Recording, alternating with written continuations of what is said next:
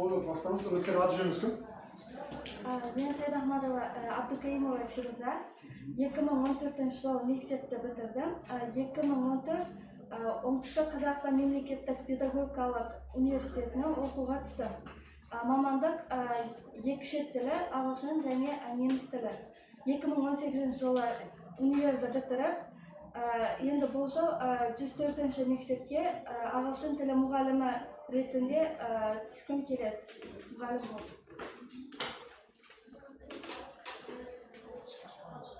Okay, I will ask again. So, what can you say about your educational background and why do you want to be a teacher?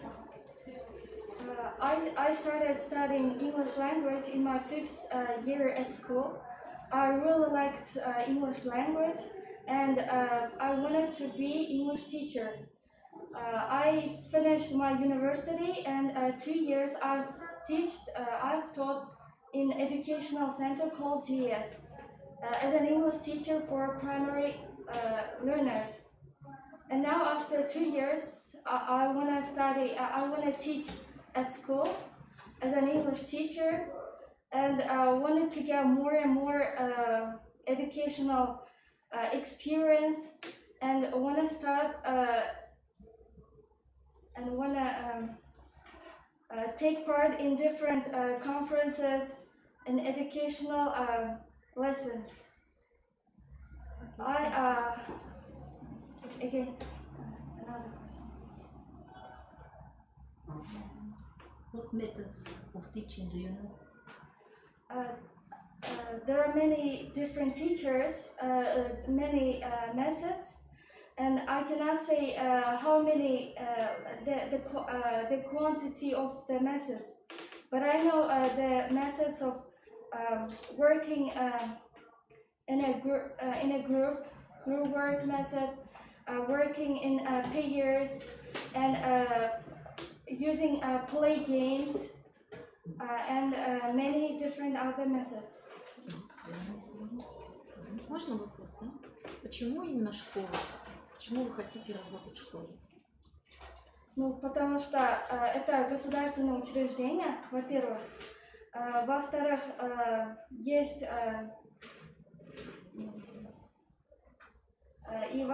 это та школа, которую я закончила, и я знаю всех учителей, директор нашей школы, я знаю их, и мне со школьных времен мне нравилась эта школа.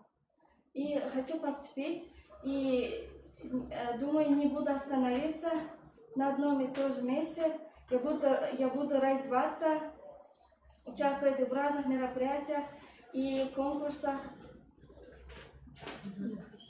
Okay.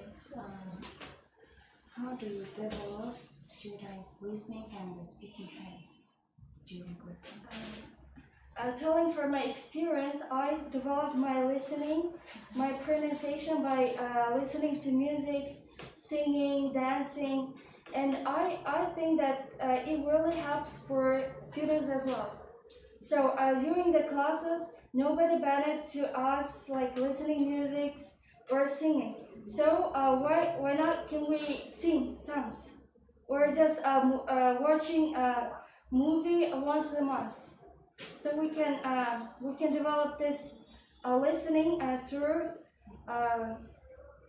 listening to songs or singing as well. Okay, what will you do to develop yourself professionally? There are different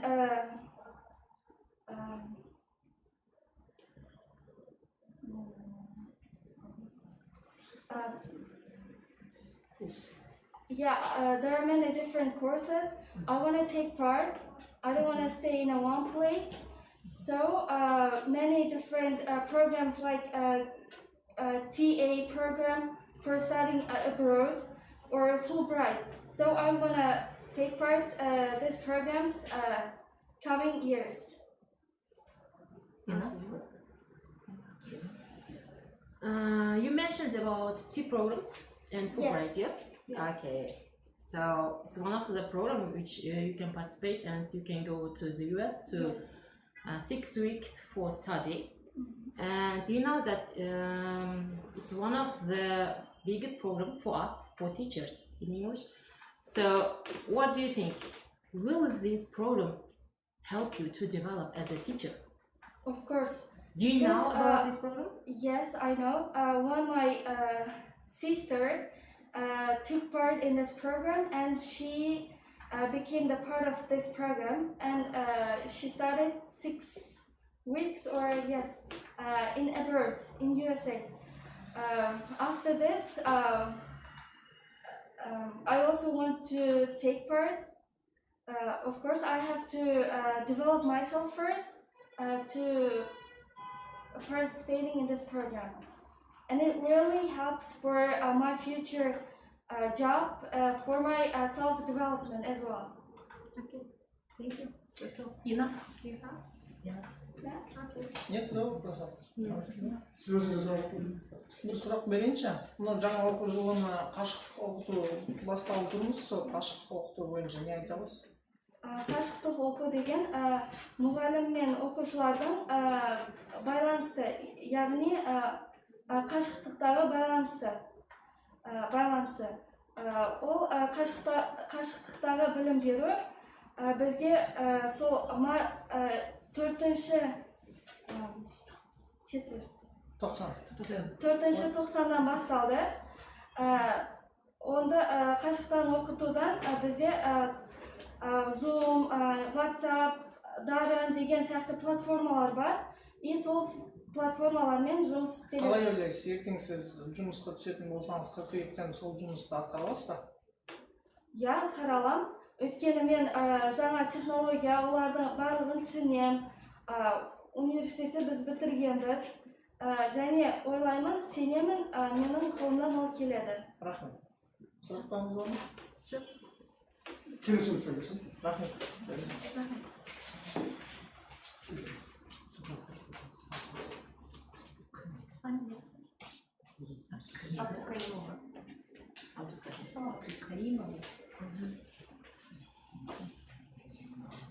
Let me introduce myself. I'm Islamkhanova Yıldız, 25 years old. I'm married and I have 2 children. I graduated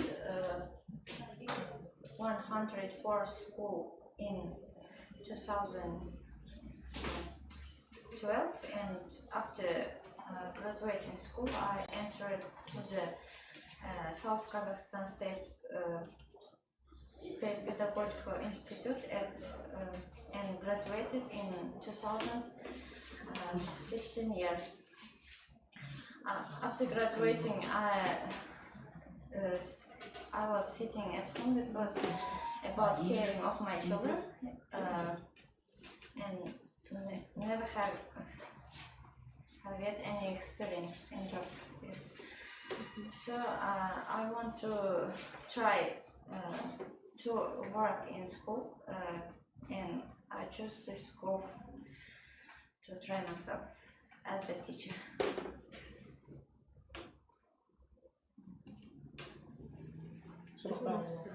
Why did you choose school? Why did you Yes, why do you want to work at school? Because first of all, I love working with children. I love them, and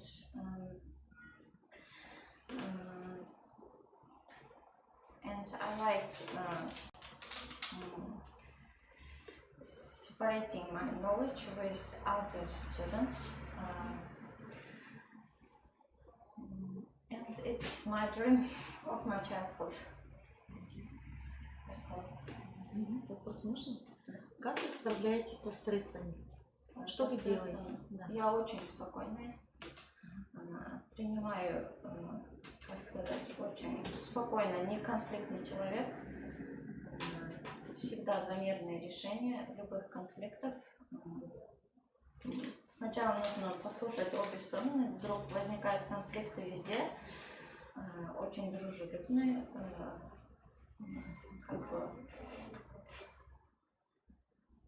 как сказать. Ну вот дома что вы делаете? Дома, например, у меня 2 детей, они тоже часто ругаются. конфликты решаем мирным путем, чтобы друг у друга просили прощения всегда, спрашивали разрешение, чтобы что-то брать, уважали, ценили друг друга.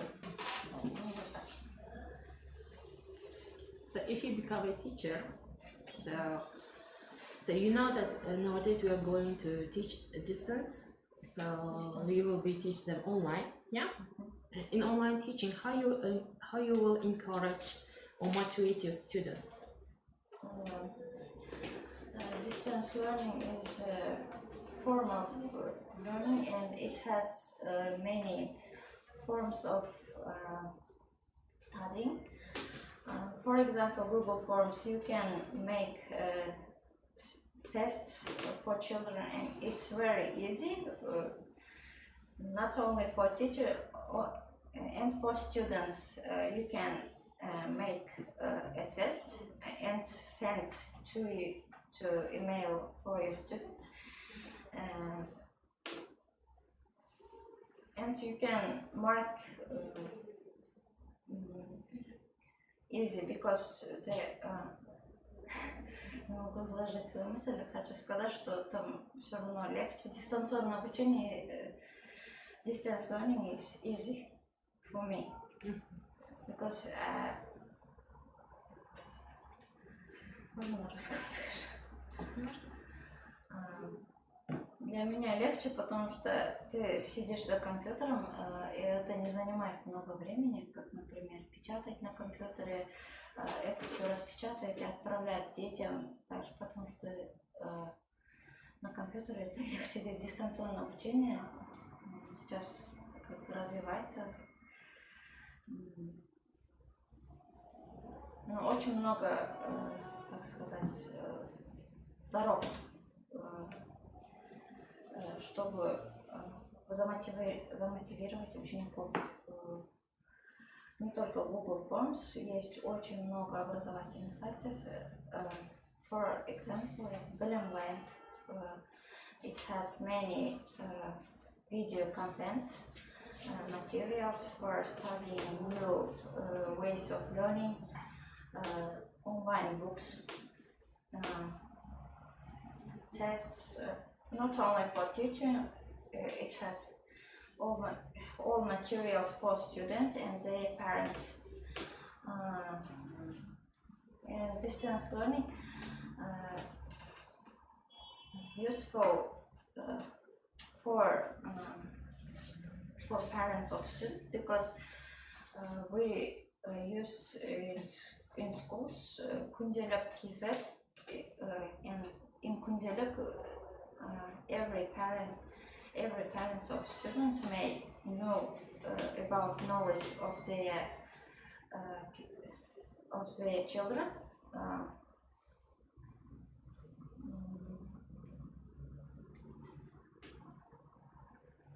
That's all. How do you teach new students in order to develop their dictionary vocabularies? How do you teach? How did you teach? How do you teach your students? At first,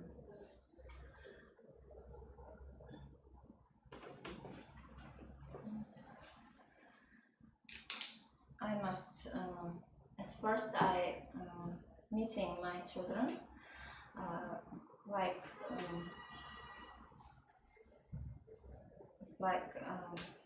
introducing myself. At first, I introduce myself to them, and I work with planner.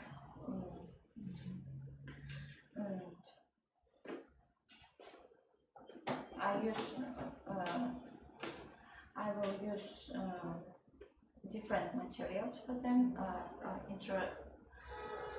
For example, it's slides, post useful video materials for them.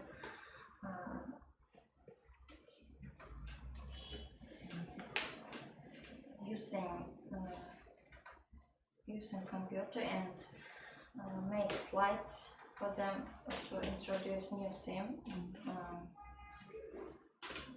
and send send them into email, or we can make conferences on platforms like Zoom, or chatting with them, or maybe social sites, via social sites.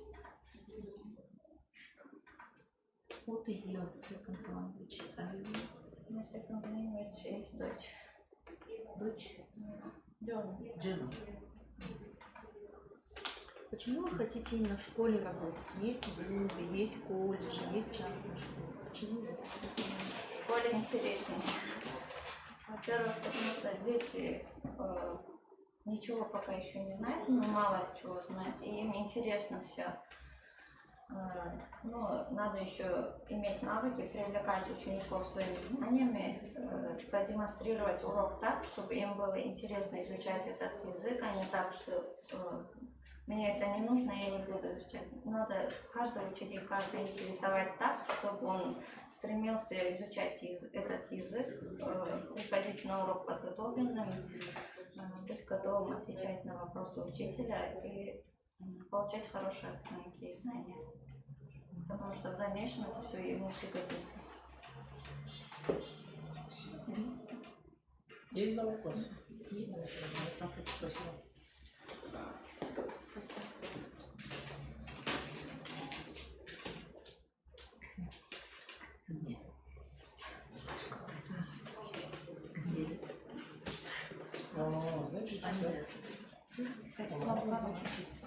что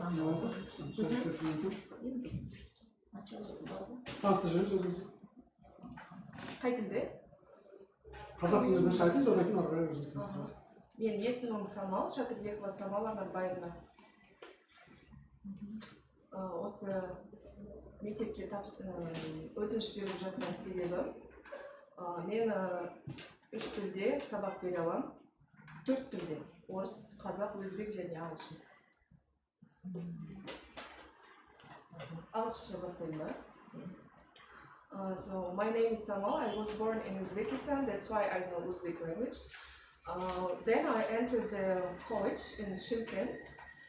Then I graduated university in Almaty, named after Abay University.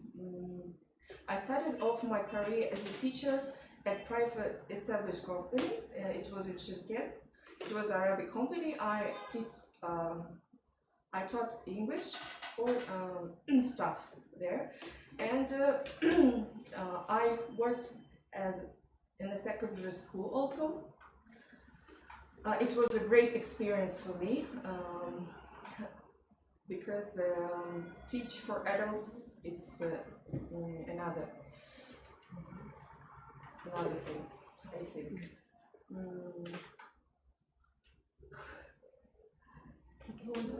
Do you have questions? Yes.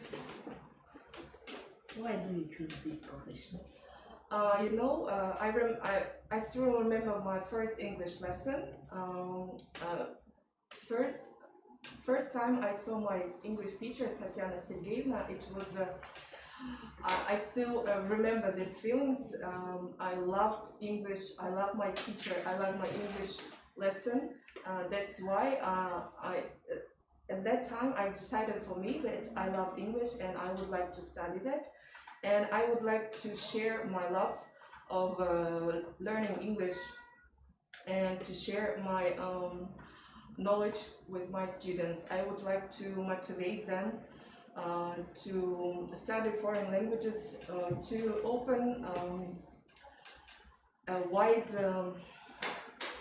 road for them for traveling, because English is a language of business, of sport. It gives a good opportunity for our students, for our future generation.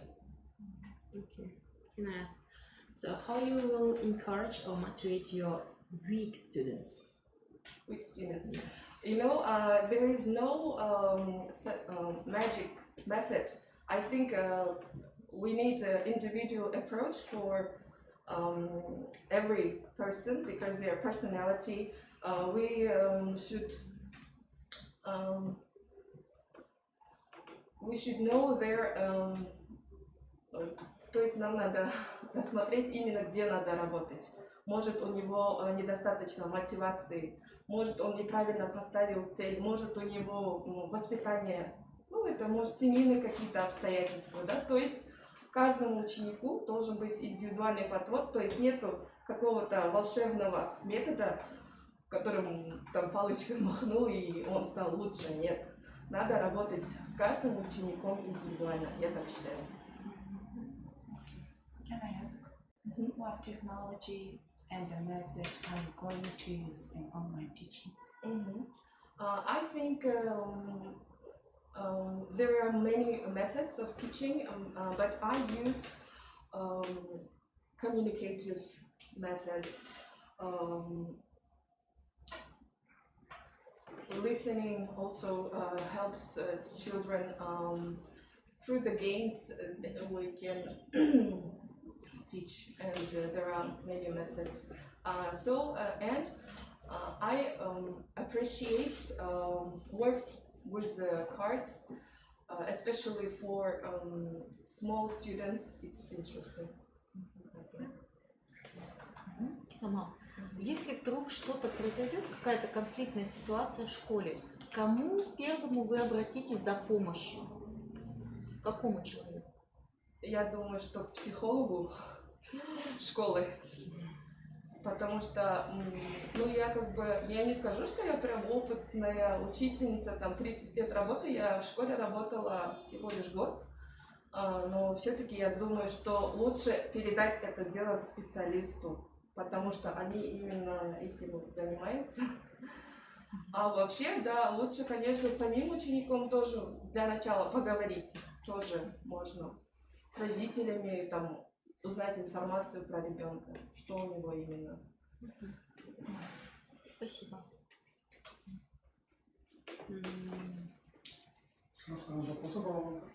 So I have a long question for you. So what do you want to do to develop yourself as a teacher in future? Of course, it's to develop myself every day, step by step. Even if I cannot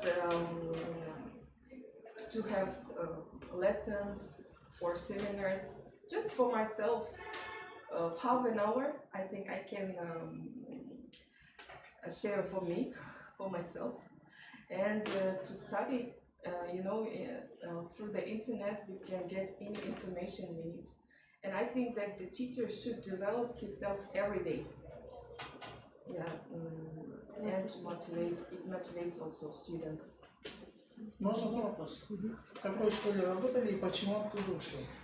Я работала в Алматинской области, я была там замужем, и я сейчас к себе вот на родину приехала, поэтому я ушла. И где вы сейчас в данный момент живете? Сейчас я живу, да, в Шымкенте, в 16 микрорайоне. Смена места жительства. Смена места Смена жительства. места жительства. Положительная причина. Спасибо. Ответ?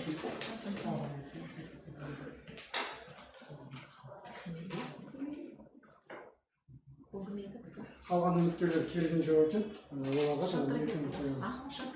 Меруерт и Нурия нету. Шатырбекова Самал. Иә. Қазіргі Самал. Енді Мұстафа Нурия Қалдыбек Мезин. Иә, Қалдыбек Меруерт, Мұстафа Нуринаға келмеді деп баға қойыңыздар. Ұсынылмады, ұсынылмады. Еще кого? Фамилиясы кіріміз кемелі екеуін. Екеуін қойыңыз. Қайсы фамилия? Қалдыбек, жоқ. Қалдыбекова и потом Мұстафа? Мұстафа Нурия. Мұстафа Кемес Қалдыбекова екеу келмеді. Үшеу келмеді. Қазір бір минут. Растауды көп қой. Растау дейтіндерді кетіп алсындар ма қарай? Болды. Иә, басталдық пока балшық бір, Қазір түсінемін кішкене. Бәріңіз таңдауды растауды бастыңыздар ма? Мен баспадым Мен бастым. Следующий вот это, да? Маржанова. Менде мынандай болып түсініксіз. Мынау сіздің органдарыңыз. Хочется снять. Я не могу сюда. Иди, что ли?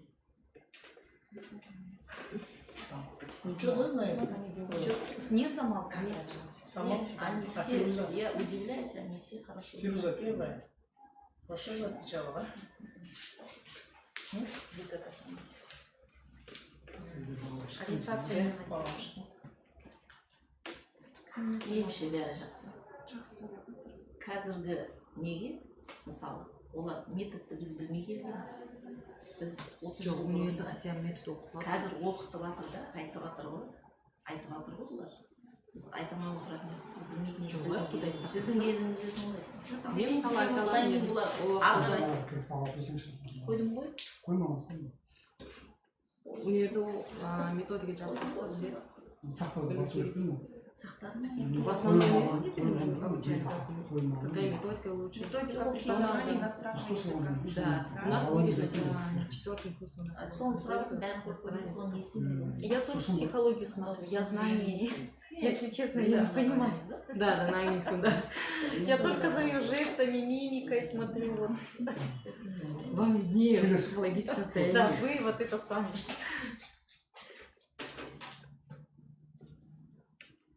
Сізде жеңімпаз жоқ, мына кісі қатысқан жоқ қой. Так.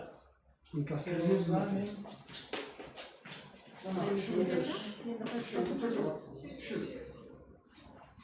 Следующий, да?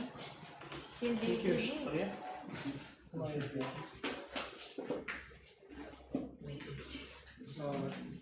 Қазіргі неде бағалау бойынша сіз айтып өтіңіз мына кісіден бастап бағалау. Так, бағаларыңызбен таныстырып өтейін. Абдукаимова Фируза. Общий ұпайыңыз 56.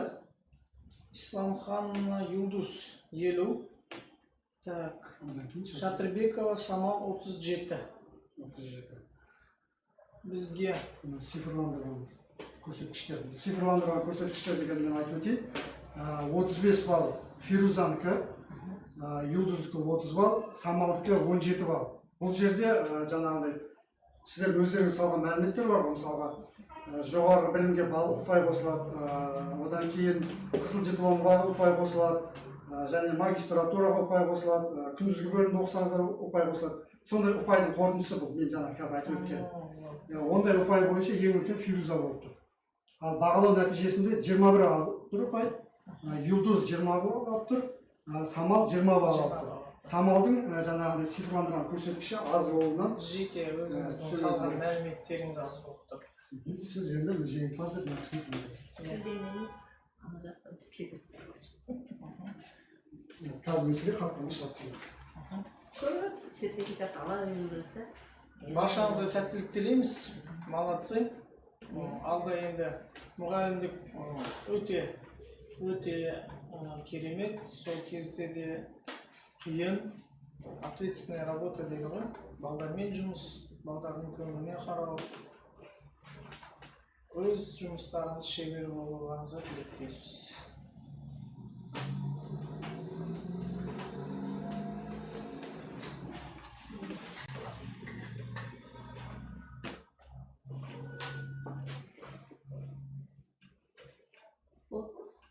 Иә, қазір несі бар, хаттамасын шығарып бересіз.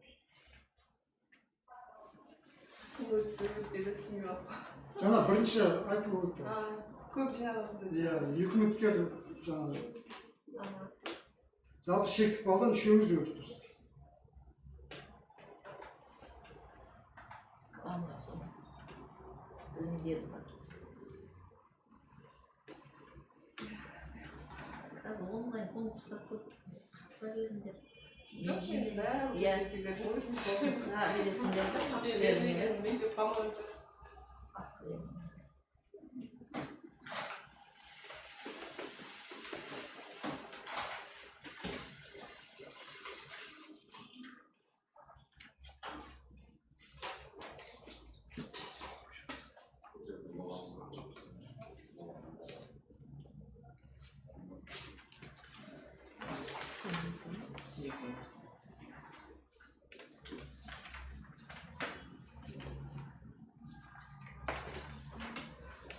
Предметтен білімдерін жағынан.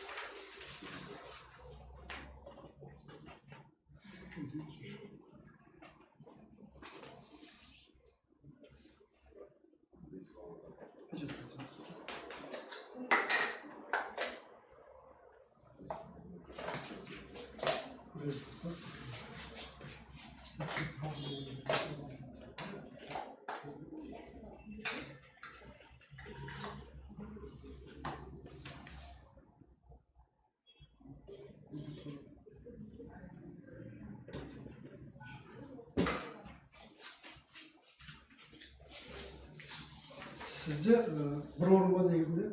Сізде осы үміткерлердің бәрі өтіп тұр. Сіз екінші немен резервпен алсаңыз болады. Қазір сізде Абдуллаев болды. Бірінші жеңімпаз. Біреу менде қалады, біреуі сізде.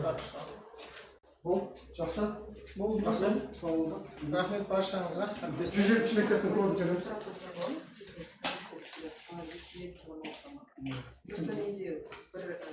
Бірнеше Сонда соңғы дейін жақсы 107. Енді резерв.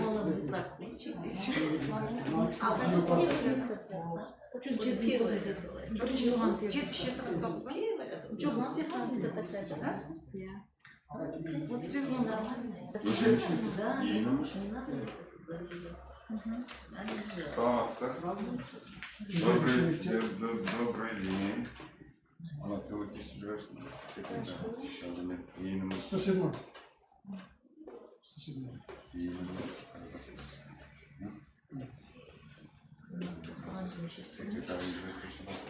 Жүзетке кіре беріңіз. Тағы 6 адам шығыр. Сонда ма? Бағана 2, да? 107. Мен там 6. Бірінші тұрған дейін. Два. Вот осы төртеу. Сіз біріншісін теріп, екінші келесін теріп. Жоқ, сіз келесін теріп, сөйткен болды алтын. Сіз келесін.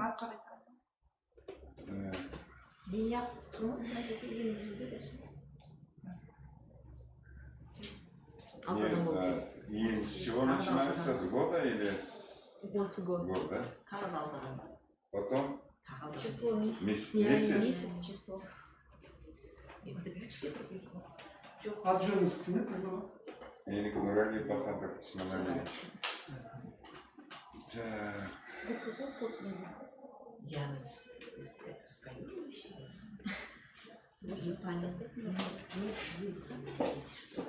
Вот что тоже. Это мы все. Я думаю, Жазыңызшы, 600-725 сіздің үйіңіз.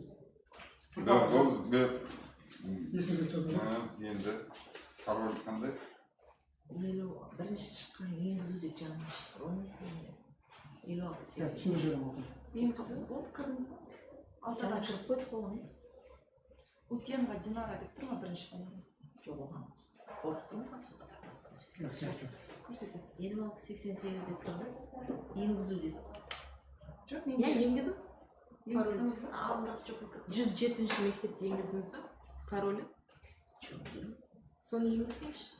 Ол емес, мен уже кодтың алғанын тұр да.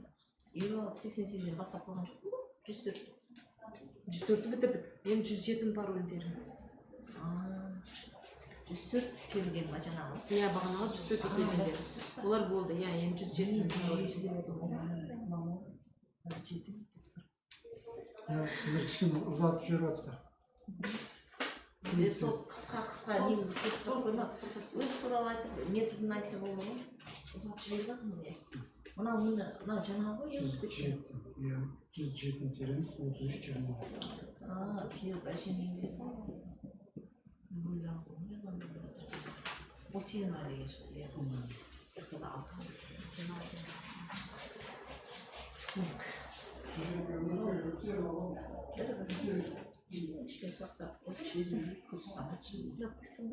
Да, он тоже что-то вы. Позже не знаю. Анармат исламды ашыңыздар. Анармата. Иә.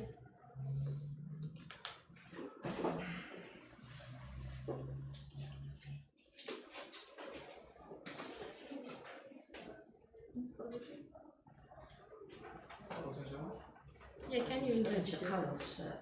Кісілерге Мені ісімім мектеп директоры, 107 мектептің директоры, директор 107 школы. Меня зовут Бахадыр Усманалиевич Нуралиев. Мы дали на 2 учителя английского языка заявку. Пожалуйста, я хотел бы познакомиться с другими участниками. Или это не надо? Это здесь сидят, я знаю, учителя английского языка, да? Психолог. И психолог. Все, тогда нету. чтобы было нейтрально. Вы дали, чтобы реальную оценку. Я не буду знакомиться, но я претенденту говорю себя, потому что председатель комиссии я должен. Так, пожалуйста, на английском языке задавайте вопросы, его языковые компетенции проверьте, пожалуйста. Потом я тоже являюсь языковедом, я являюсь учителем русского языка. Потом я тоже по методике, по другим, я немножко задам вопросы. What could you talk about yourself and why do you choose this profession? Oh, well, my name is Islam. I'm 22 years old. So let's go a little bit from my past life. So as a being teenager, I started work with my uncle, like a mechanic, work mechanic. So then I graduated. I went to college to study mechanic courses. Then after that, I graduated college. Then I started to study the pedagogical university. After that, I didn't study I studied in distance. So as I worked and kind of went to courses, educational courses, language courses, and I studied there for 5 years. And then I participated like spelling bee conferences, international conferences. Like after finishing my course, I got my certificate, IELTS 6.5. So, and my director saw me and she got interested about me, and let's work with us. And I said, okay, let's try. Then I worked in educational center for 2 years. 1 year I practiced there, 1 year worked. And despite the coronavirus, I opened my online school, like Youth Club 2020. And I kind of helping them to develop their language in order to not to lose their language. So that's all. That's why I choose this teaching, because I like talking with people, like sharing ideas, and kind of help them to find them in their life. Okay. Thank you. Now, what kind of methods or strategies you can use in distance learning? So in distance learning, we can use a variety of. It's kind of like Zoom. It you have to. Any teacher should to know the distance, how to use it, like Zoom, or can be Instagram, like as I do now, or you can make some video, audio like that, and help them. For example, I use Zoom for my students, like every Friday. It's for free, every student who speaks English. And I have a lot of friends from another country, so I call them, invite them to participate in our conference, because if they know the native language, so it helps to them understand the English better. That's our purpose, and my online school's purpose is to join whole world, and like India, America, US, Paris, Indonesia. Like I had a lot of this kind of distractions when I traveled, because I travel a lot. So when I went to China, I didn't understand their accents. You know, they have some struggles, so I don't know. So that's why we kind of thought, why not to join the other members of country, because it's useful if they start to like listen, and they kind of adapt for their language, and in the future if they go to another country, they won't have any problem, because in that for example, if they go to China, they spoke before this Chinese person. That's kind of. Can I ask, what is your second language, and can you speak and then your second language is in English?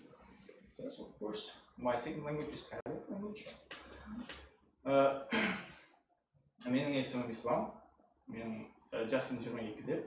Мен Сылкы халықаралық университетін бітіргенмін. Білім беру орталығында жұмыс істегенмін. 1 жыл практикада, 1 жыл жұмыс істегенмін. Қазір жұмыс істеймін. Пандемияға қарамастан біз өзіміздің достарымызбен шет тілдегі достарымыздан онлайн мектеп аштық. Бұл қашықтықта мен өзімнің студенттерімге қосымша жәрдем беру барын қалай айтсам сөйлеу қабілетін жоғалтпау үшін сол үшін ашылған. Енді біздің миссиямыз ол басқа мемлекеттердегіні қосып олармен баяғынағы идея алмасу, пікір алмасу дегенде комментарий жазу сондай нелерді қолданамыз. Сол рахмет. Ислам, мынау қазір жаңартылған білім беру мазмұны бағдарламасы ғой. Мы перешли на новую программу обновленки. Ол жерде методика мүлдем басқа. Коммуникативная методика обучения, коммуникативті оқыту методикасы деген бар. Сол туралы білесің бе? Иә, коммуникативті білім беру бұл мұғалімнің сөйлеуі мәдениеті, қалай студентпен сөйлесу керек, қалай оның önüne жол табу керек, соларды келеді. Коммуникативті қолданған кезде біз бірінші этапта аудиоға қараймыз, тыңдалымға, кейін одан соң айтылуы, тыңдаған соң оны сіңірген соң айтылуына қараймыз. Одан кейінгі несі, ол уже оқу процесі болады. Оқығаннан кейін уже одан кейінгісі жазу процесі, төрт процесі тұрады. Мен көбінше білім беру орталығында жұмыс істегенде көбінше көретінім жаңа келген студенттер ұялады, олар қосылу қиындау болады. Сол кезде бізде әртүрлі, мен өзім әртүрлі методтар қолданамын. Олардың бірі бағанағы жүкпен жұмыс істейді, парамен екі студент болып топпен жұмыс істейді, групповое обучение дейді. Одан кейінгісі 80-ге 20 деген методты қолдаймыз. Бұл дегеніміз 20% мұғалім сөйлейді, лекцияны түсіндіріп береді, 80% студенттер бағанағы оқушылар жұмыс істейді. Ең негізгі 4 дағдыны дамыту керек. Қазіргі бағдарламаның негізгісі 4 дағдыны. Мы должны развивать 4 навыки, речевые навыки. Это аудирование, говорение, чтение, письмо. На основе ориентирована новая программа всех языков на это ориентирована. Раньше мы на грамматику были ориентированы. Вот до этого программа Казахстан полностью в этом году 11 классы переходят, полностью переходит на эту программу. Вот это самая особенность. Потом самым основным из принципов является коммуникативность, то есть функциональность. Как ты понимаешь вот это слово функциональность? Функциональность это принцип функциональности мы говорим.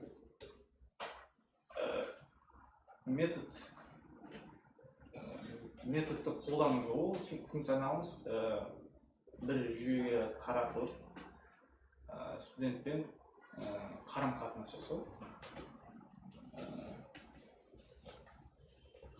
Функционал сауаттылығын арттыру деген. Өмірмен байланысты. Өмірден алынған нелерді баяндап, соны студентке көрсетіп беру. Бағанадан бір жерден алынбау керек. Соны алған білімін ол өмірде қолдана білу керек. Дұрыс, жақсы. Рахмет саған. Рахмет.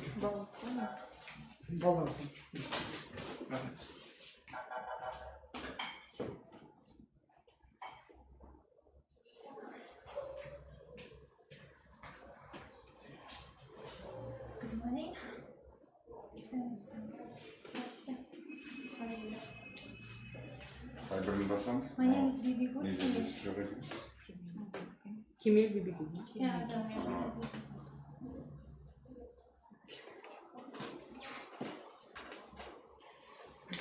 Кемел Бибигул, қош келдіңіз. Рахмет. Мен 107-ші мектептің директоры Нұрали Бахадыр Усманалиевич балам. Бұл жерде психолог және 3 ағылшын тілінің маманы отыр. Оларны мен де білмеймін, сіз де білмейсіз, олар бетарап сарапшылар. Дайынсыз ба, көңіл күйіңіз жақсы ма? Yes, of course. Онда ағылшын тілінде бұл кісілер сізбен сұрақ жауап жасасып, кейін менде сұрақтарым бар сізге. So what can you say about your education background and why do you want to work in that school? Okay, I graduated from Kazakh National Pedagogical University last year, and in Almaty with a red diploma. My major is to foreign languages, English and Arab.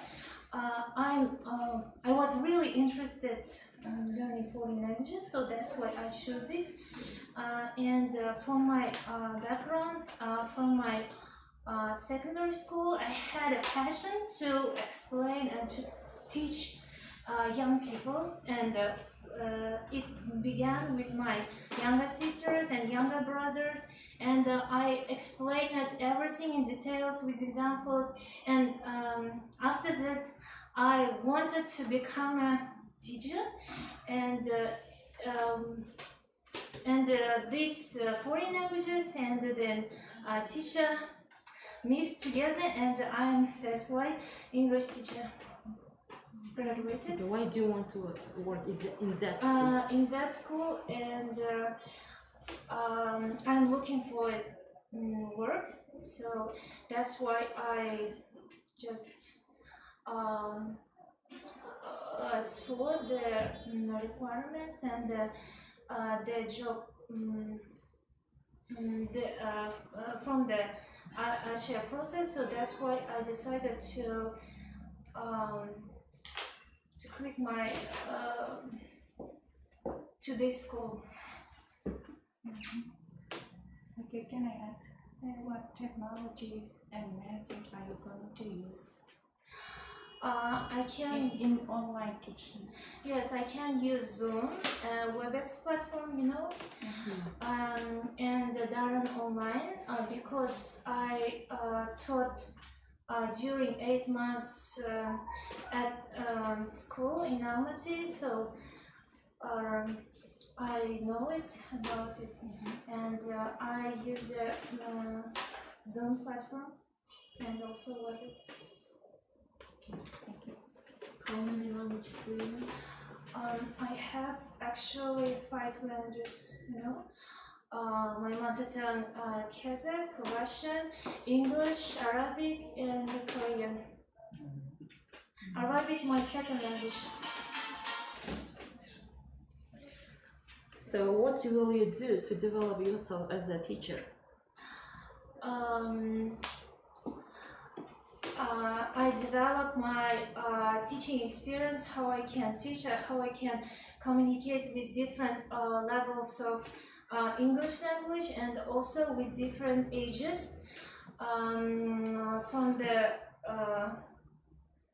From different kind of ages, I want to communicate. I want to teach and get an experience from my during this period, and then I also develop myself.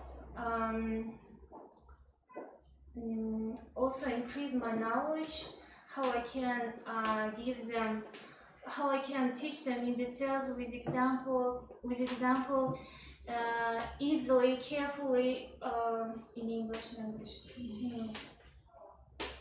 Enough. Бибигүл, мынау халықаралық тілні білу, тіл деңгейін анықтайтын жүйе бар. Цифр деген. Естігенсіз бе? Мен IELTS-ті, TOEFL-ді білем. IELTS-ті. Цифр деген. Ол мұғалімдердің несін? Цифр деген общеевропейский рамки знаний языков дейді. Сол бойынша мынау хорошо, сол халықаралық тесттерге жатады, байырғы айтып жатқаныңыз IELTS. IELTS, TOEFL. Сол IELTS туралы тапсырып көргенсіз бе? I'm just preparing my Жоқ, қазақша сөйлеңіз. Кешіріңіз. Мен бердім ғой сұрақты. Мен түгел түсінбеймін ағылшын тілінде. Сол. Түсіндім. Қазір IELTS-қа дайындалып жатырмын.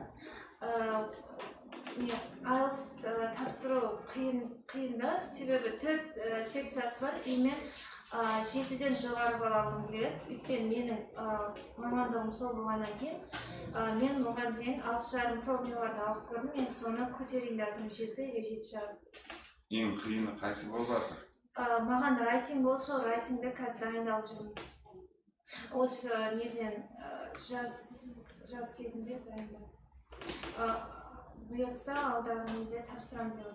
IELTS пен TOEFL-ны қандай айырмашылығы бар? IELTS бұл британдық тілдің білдіретін британдық нұсқа, ал TOEFL американдық. IELTS-та speaking face-to-face болады, экзаменермен face-to-face, бет-пе-бет, экзаменермен сөйлесіп, кәдімгі тапсырасың. Қалған нелері сол неде белгілі уақытта жазып, сол аудиторияда адамдармен отырып тапсырасың. Ал TOEFL-да бұның балы анаған қарағанда жоғары, 120 болмас, вообще сондай. Интернеттен тапсырасың бір несі айырмашылығы.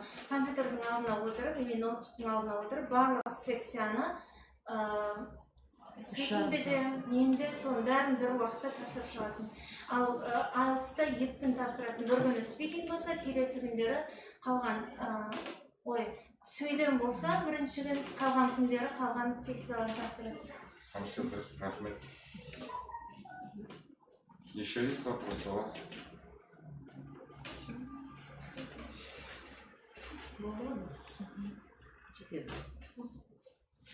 I am free. Thank you. Goodbye.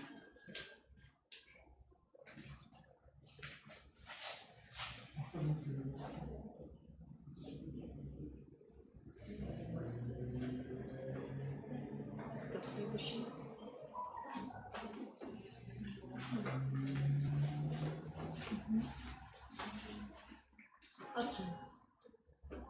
Отжимайся. Рахимова один вопрос. Ол келесі неге қонды? Сіз шатырыз онда. Келесі неде? Басқа мектепте. Комиссия отырысында. Жоқ, осы жүздің. Екінші не сұрады? Біз два мы учителя. Кіргіз.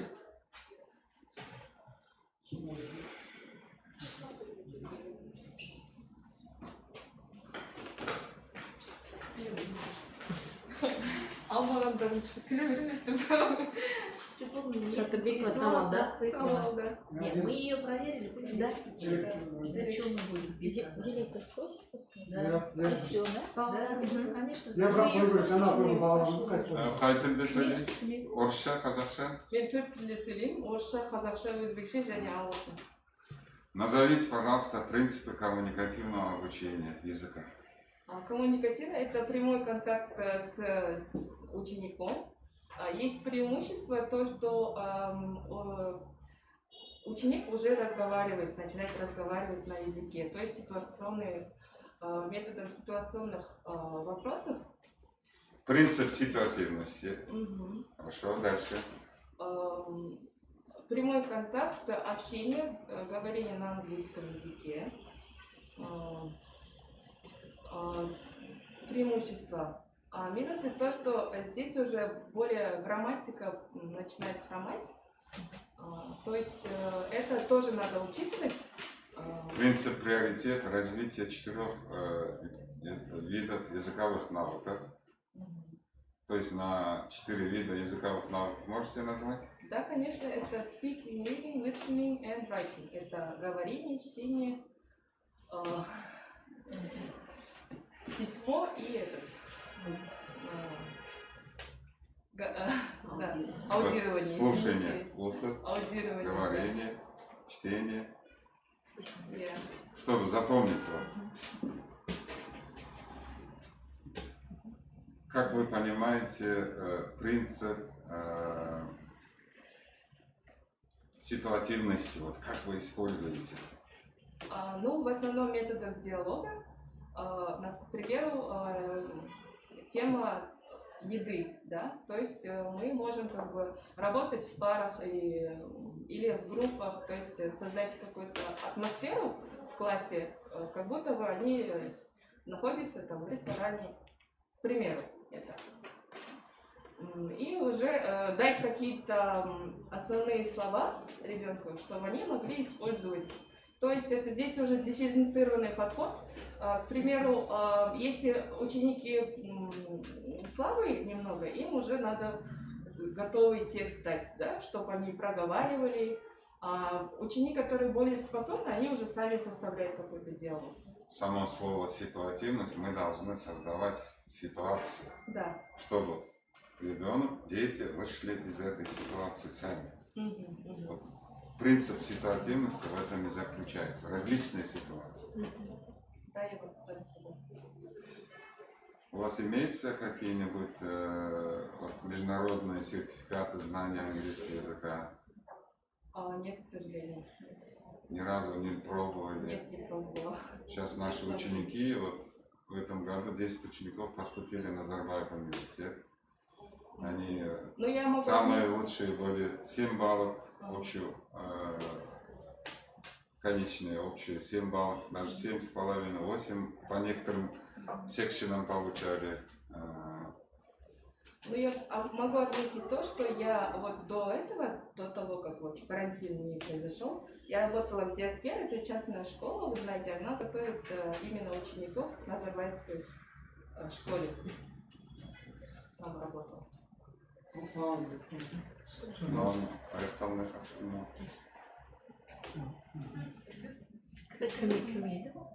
Шатырбек Асан. Шатырбек Асан. Қалғандарына келмеді. Келген жоқ. Түсінмайды. Болды да? Иә, үшеуін бағалап, сосын астынан таңдауды басталып басыңыздар.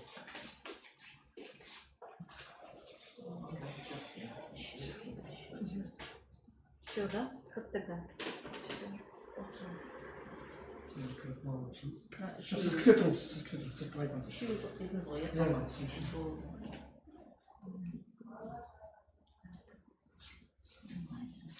Но регистрируемся.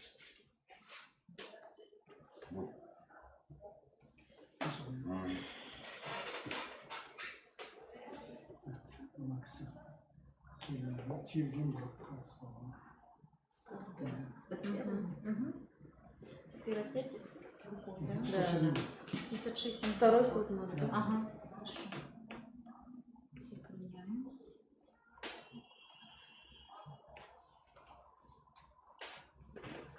Вы маған қайда бастап басыңыз?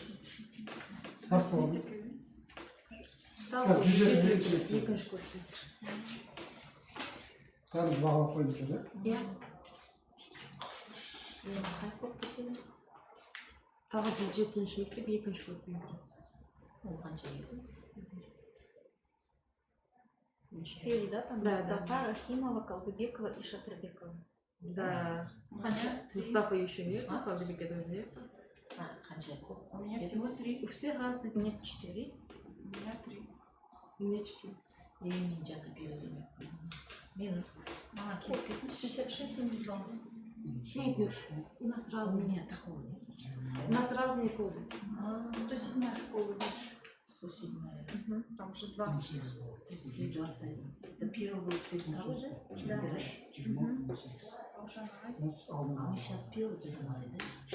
Одна вакансия. Это в этой школе вторая 107, Да. Я думала, это был Енді жеңімпаз ислам. Вы говорите. Мен Қазір күте тұрыңыз, мен несін мен айтуым керек. Қалай кірем обратно? өзіңіздің атыңыз басшыңыз. Маған келіп кетіңізші. Қазір білмедім, есік шақтай салыңызшы.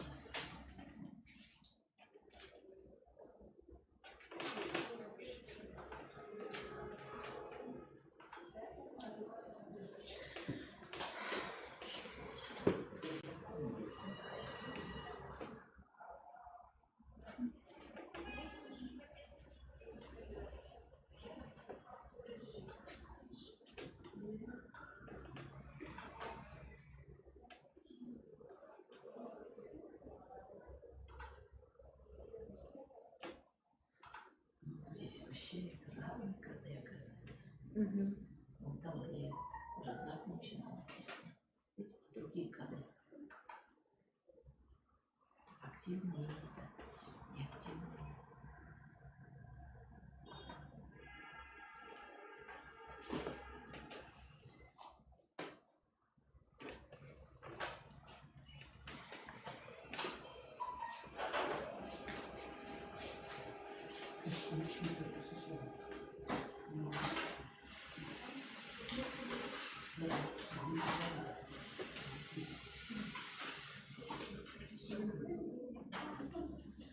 У вас ручки есть или нет?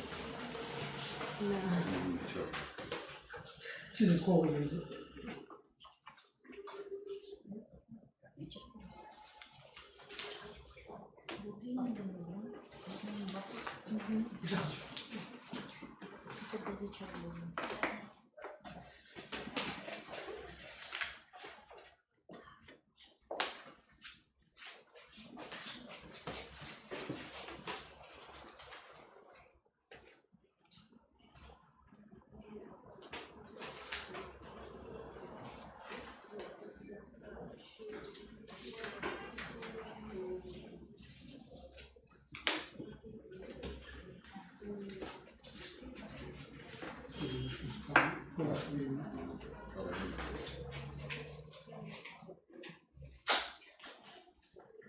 Вот, құрметті үміткерлер, өте жақсы жауап бердіңіздер. Мүмкіншілік болса үшеуін де алатын едік. Комиссияны, бейтарап комиссияның несі бойынша Анарметов Ислам Азаматович 23 ұпаймен жеңімпаз атанды. Құттықтаймыз. Бұл жерде үміткер келген жоқ. Кемел Бедегүл 18 ұпай. Салман 20 ұпай. 20 ұпай, Самал Нұрбайұлына 20 ұпай алды. Сондай комиссияның қорытындысы солай. Рахмет сіздердің қатысқандарыңызға. Ол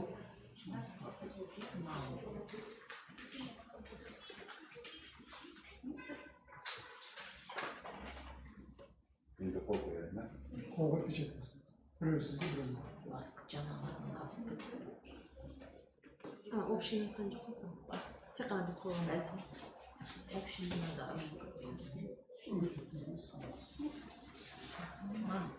Мам, көз жетіші ма? Иә, Рафима өтемін. Мам, чувствительный движение бірінші. Енді мынау Үміткеріміз Рафимова Делапрос. Мен 107-ші мектептің директоры боламын. Ралиев Бахадыр Усманалиевич. Бұл кісілер ішінде бір кісі психолог, 3 кісі ағылшын тілінің мұғалімдары. Конкурсқа қош келдіңіз. Қазір ағылшын тілінде мамандар сізмен сөйлесіп алсын. Кейін менің сұрақтарым бар сізге. Бастай беріңіздер. So, why do you want to be a teacher? And how you will inspire your students?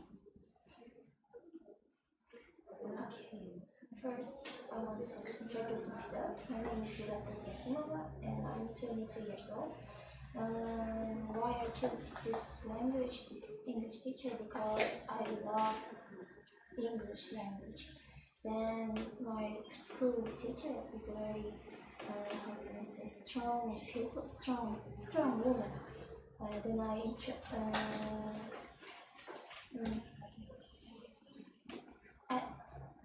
and I want to be like her, and I like to, how can I say, teach students because I have 5 nephews, and in childhood I teach them. Then how can I inspire my students? First,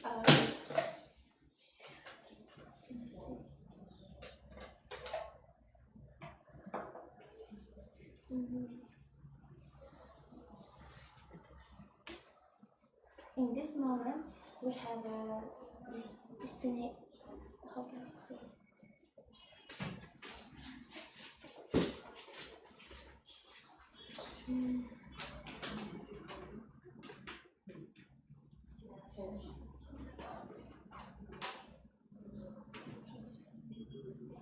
Nasıl hocam? Don't worry. What can you say about yourself? What can you say about yourself? About myself, I was like in Schengen, in Siren, I get married. My mom is a teacher, math and psychology, and my father is taxist. What university did you graduate? What university did you graduate? So is Kazakhstan State Pedagogical University.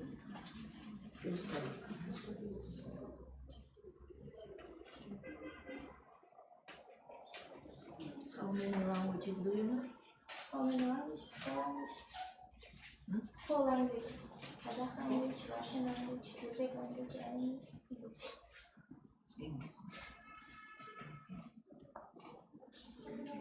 What method do you know? Technology do you know to develop students' knowledge in English? Method technology. Method technology? And yes, do you know? I know all of them.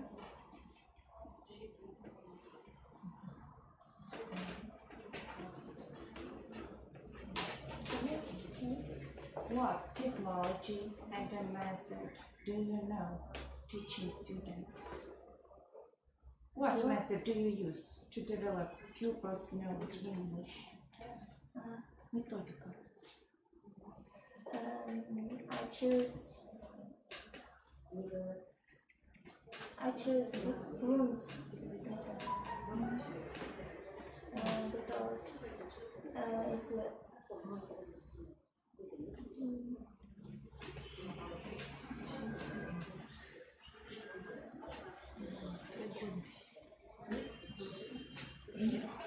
Вопрос все, да? Вопрос,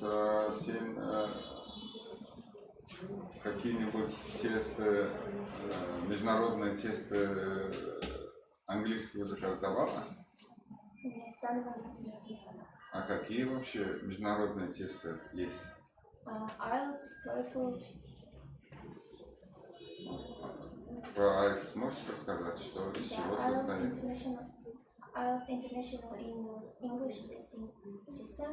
Оно составляет из 4 пунктов. Первое – это speaking, речь. Второе – это listening, слушание. Третье – это writing и reading.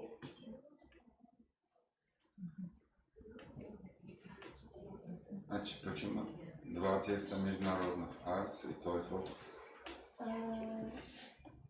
Они помогают нам поступать в зарубежные вузы. Для нашего будущего нам помогает. Нет, почему 2 говорят, не 1? В чем разница? В чем разница? Потому что они, как сказать, они не во всех государствах они действуют. TOEFL действует не во всех государствах, и оно действует только 18 месяцев. 2 же английских языка есть, да? Какие английские языки есть? Американский и японский. TOEFL куда относится? TOEFL американский. IELTS британцам. Все хорошо, у меня нет вопросов. Можно так? Все, спасибо. Алсайгет комусь. Все хорошо. Ставим.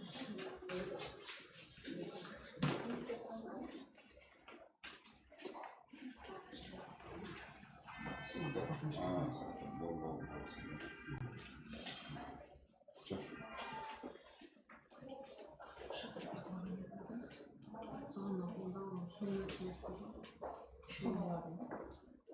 Sunmaydı ya. Başka hiç kim yok mu?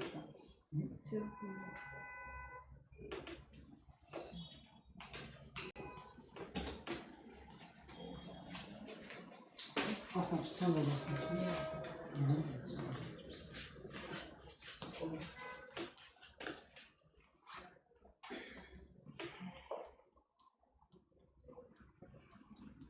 Önce var. Çelçi yükleyici. 18 var.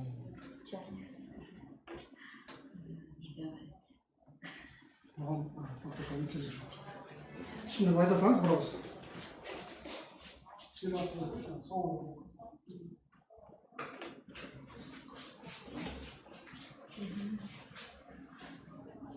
Demek biz ötü üçün 18 bal jinav керек екен.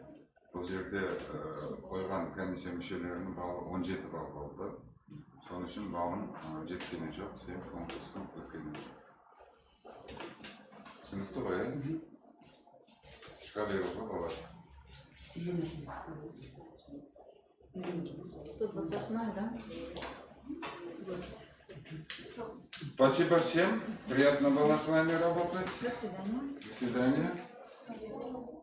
Кто такой говорит? Посмотрим. Мына біреуін тастадым. Ручканы қалдырдым. Сотканы. И соткам. Рахмет. Біз мынау нені не қыламыз?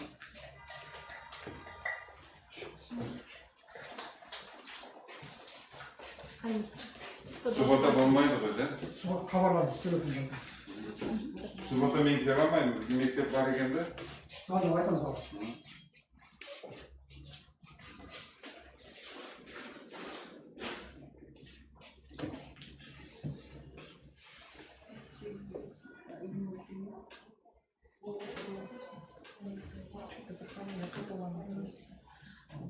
бәрі тастамаңызға бір мұғалім барлық мектепке тастамаңыз аяққа дұрыс қой Потом вопросы до вечера будем сидеть. жоқ шынымен ғой ол текендей тастап жаңа қызға мұнда бәрі бар былайша жаман емес қой білімі табалжып тұр ғой конечно табалжып а біз өзіміз компьютердан қолданышып тұрмын ғой біз компьютермен тасыған тест олар еще сөйлесіп соншадан білім жоқ емес па Бәріңізде алтын өткерген ғой, иә? нешінші мектеп Ол жерде екі алтын өткерді. иә бағанағы келмеген уақытсы Кемер дейді.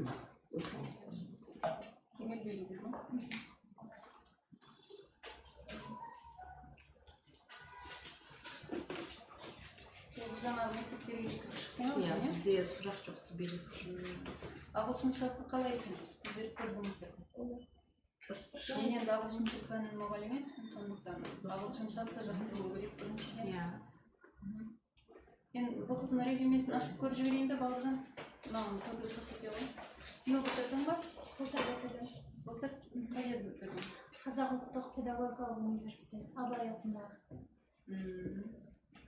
бір жыл не істедің жұмыс істедің бе алматыда істедім иә қандай жұмыс істедің ағылшын тілі пәні мұғалімі жақсы 4-ші курста неде жеке неде репетитор болып істедім ағылшын курсында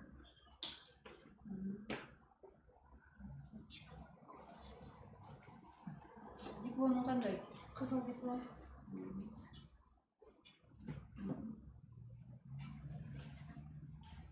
қалада қай жерде тұрасың Нұрсатта біздің мектептің қай жерде орналасқанын білесің ба иә жақсы кейбір кезде осындай жағдай болады да біз аламыз бұл жерден сөйтіп бір-екі күн барғаннан кейін апай мен келіп кетуім ондай болып жатыр деген проблема туындайды негізі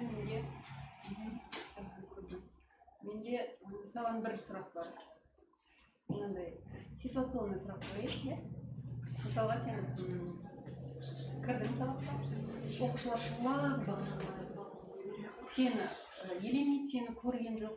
Не істейсің? Бірінші сәлемдесіп, назарын, оқушылар назарын өзіме аударуға. Жоқ, соны қалай аударасың? Олар бәрі шулап жатыр. Сәлеметсіңдер ме деп сәлемдесіп. Естімейді оны. Не істейсің? Есікті қағам. Или не істейсің?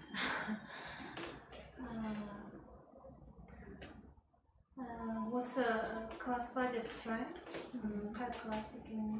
Мен жаңадан сендерге мұғалім болып келдім.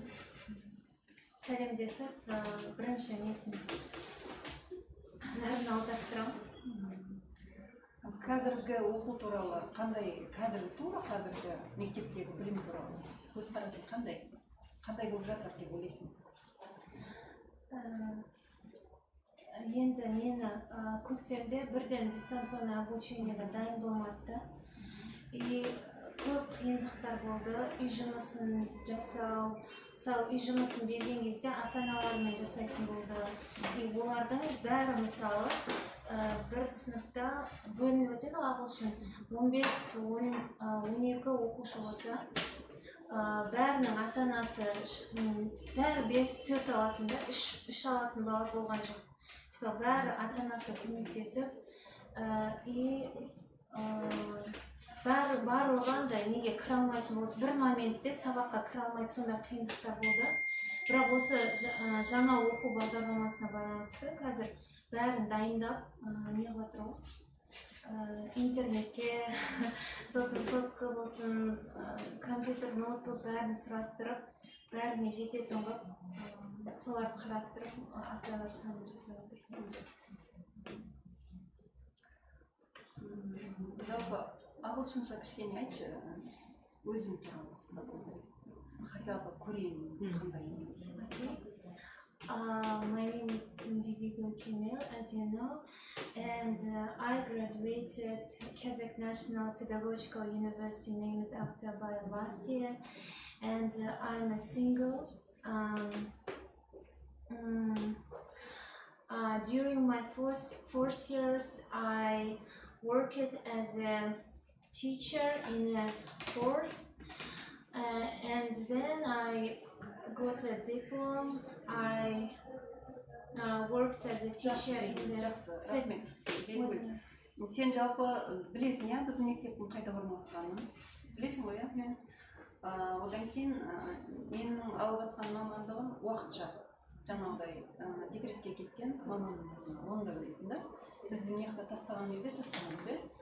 Январға дейін бе? Январ. Жақсы, мен қамастамын. Кто следующий?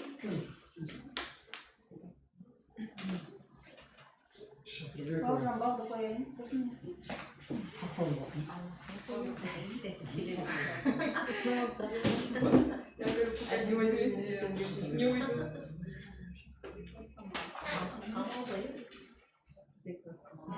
Самал, сен қай жерді бітіргенсің? Мен Абай атындағы университетті бітіргенмін Алматыда. Қашан бітірдің? 2014 жылы. Одан бері не істедің? Мен осы мектепте Алматы облысында Алдабергенов атында мектепте істедім. Енді Шымкентке көшіп келгендіктен ол жақтан шығып кеттім. Бірақ осы жерге Шымкент қаласына келіп, зияткер оқу орталығында істедім. Балаларды Назарбаев мектебіне дайындадым. Сонда ауыл жұмыстарың бар ма? Иә. Тұрмыста қандай? Тұрмыста болған, бір қызым бар. Қазір қай жерде тұрасың? Қазір 16-шы мектепте. Жалпы жаңа сұрадың менен мектебіңіз қайда? Иә, білдім, иә. Мен енді қайда орналассам, сол жаққа көшсем деген ойым бар. Енді қазір ата-анаммен тұрамын. Квартирамен тұрамын, иә. Бірақ жаңағы бөлек шығатын ойым бар да, енді мектепті, жаңағы жұмыс орнымды. Жақсы. Сенен маған өзің туралы кішкене ағылшынша айт. Кішкене ағылшынша байқайын. My name is Samal. I was born in Uzbekistan. I graduated university named after Abay. I started off my career as a teacher of English from private establishment, medical company. It's Arabic company. I taught English for the stuff. And after I worked as a teacher at secondary school, it was one of the best schools in Eskilde region in Almaty Oblast. I started and I taught English also in Заседание.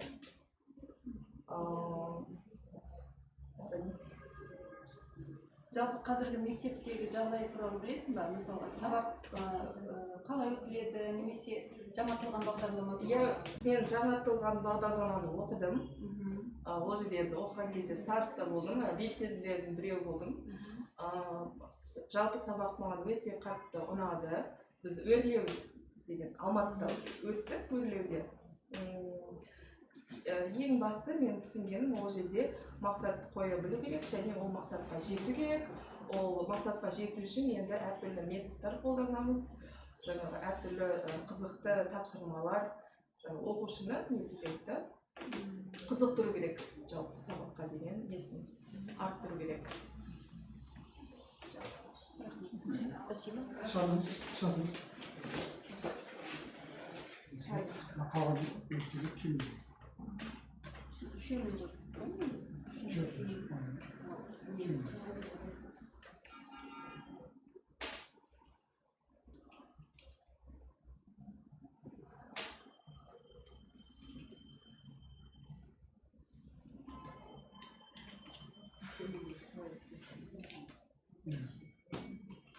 Келеміз деген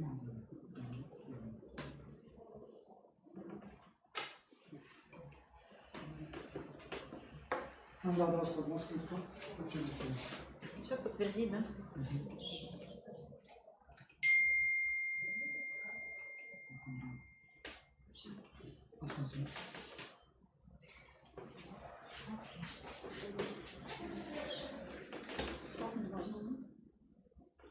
бұл жерде мынау цифрландырған көрсеткіш дегені бұл жаңағы диплом сондай есептеледі, бірақ мына кісі қатысқан жоқ. Сізден мен жинаған балды самал 20 балл жинапты, 19 биыл жинапты. Осы екеуін бөліп самал 20 балл. Цифрландырған көрсеткіші бұл құжат.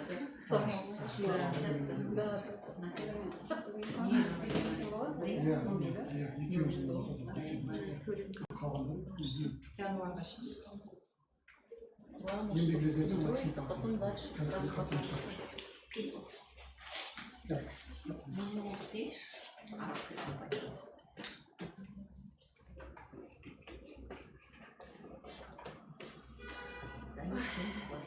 Вообще, молодцы. Подготовлены, такие уверены. Да. Мы же по телевизору видели, по истории не могут ответить, по казахскому не могут. Английскому они отвечают. Аллах'ın kime bilmiyordu dedi.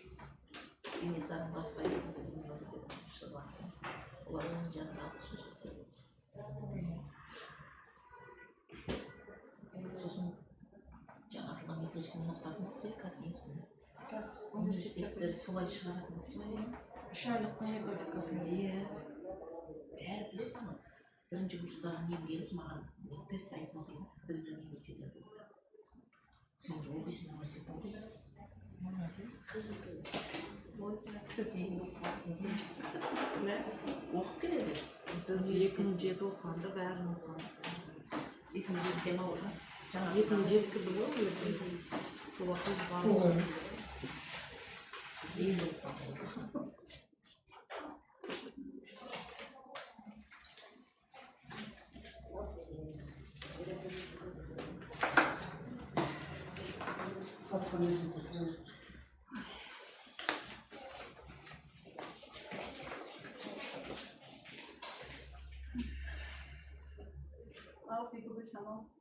Қайсысына таңдау түссе де еркін өзімде болды.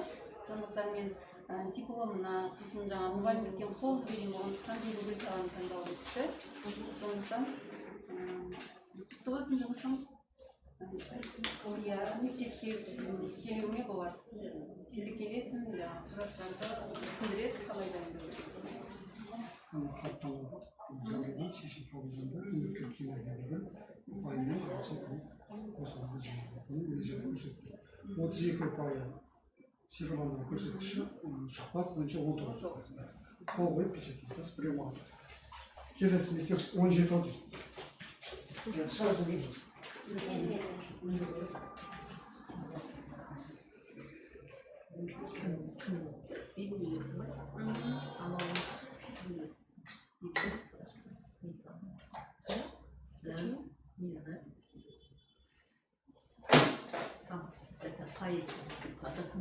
По документам 32 балла у нее. Красный диплом. И она учительница, работала до этого года. Опыт. Да, опыт еще есть. Там считают еще там баллы считают. Еще она молодая, еще. Семья нету у нее. Ну, ребенок. У нас там как сельская местность. С ребенком, она городская, там не сможет, не сможет. Поэтому здесь надо спрашивать. Все знаете, да? Наша школа где? Конечно, наша школа. Они еще не знают, поэтому ой, куда угодно пойду, так и говорят. А на самом деле не так. Комиссия сказала.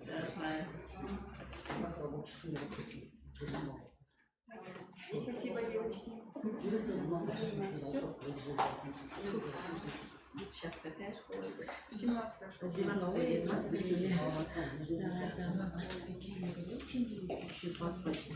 36-я же пошла, да? Нет, еще не.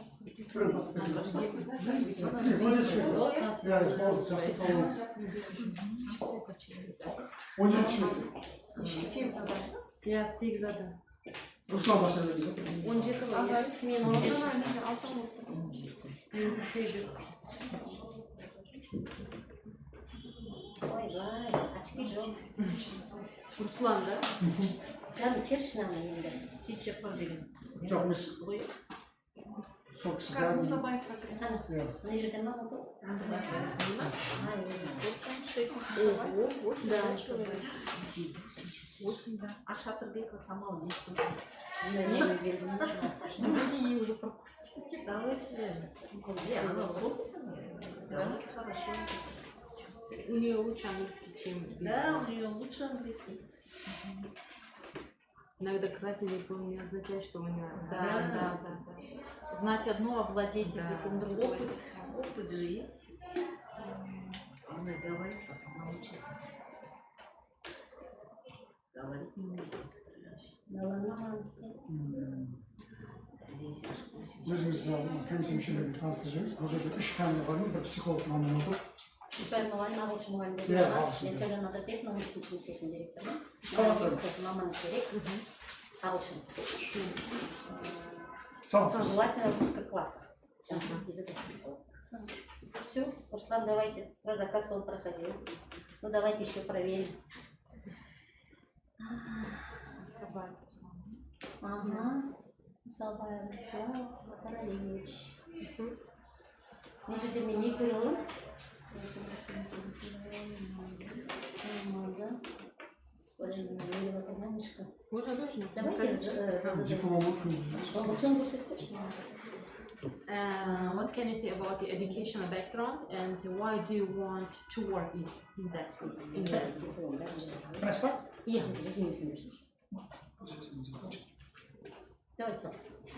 Well, I was asked about my educational background, so I have to say a lot about my background. I have graduated American University, that is military academy. I've been working in an education system for almost about 17 years now. So my educational background consists Kazakhstani educational systems like Academy of Languages, and also Friendship University here in Shymkent, and military academy. And that's all I have to say about my educational background. Why do you want to work in that school?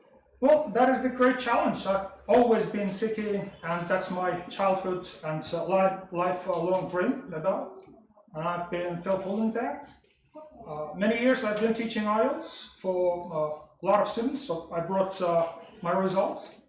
So I'm really happy to work in this field like school. I've never worked in a school, but I worked at the universities and colleges.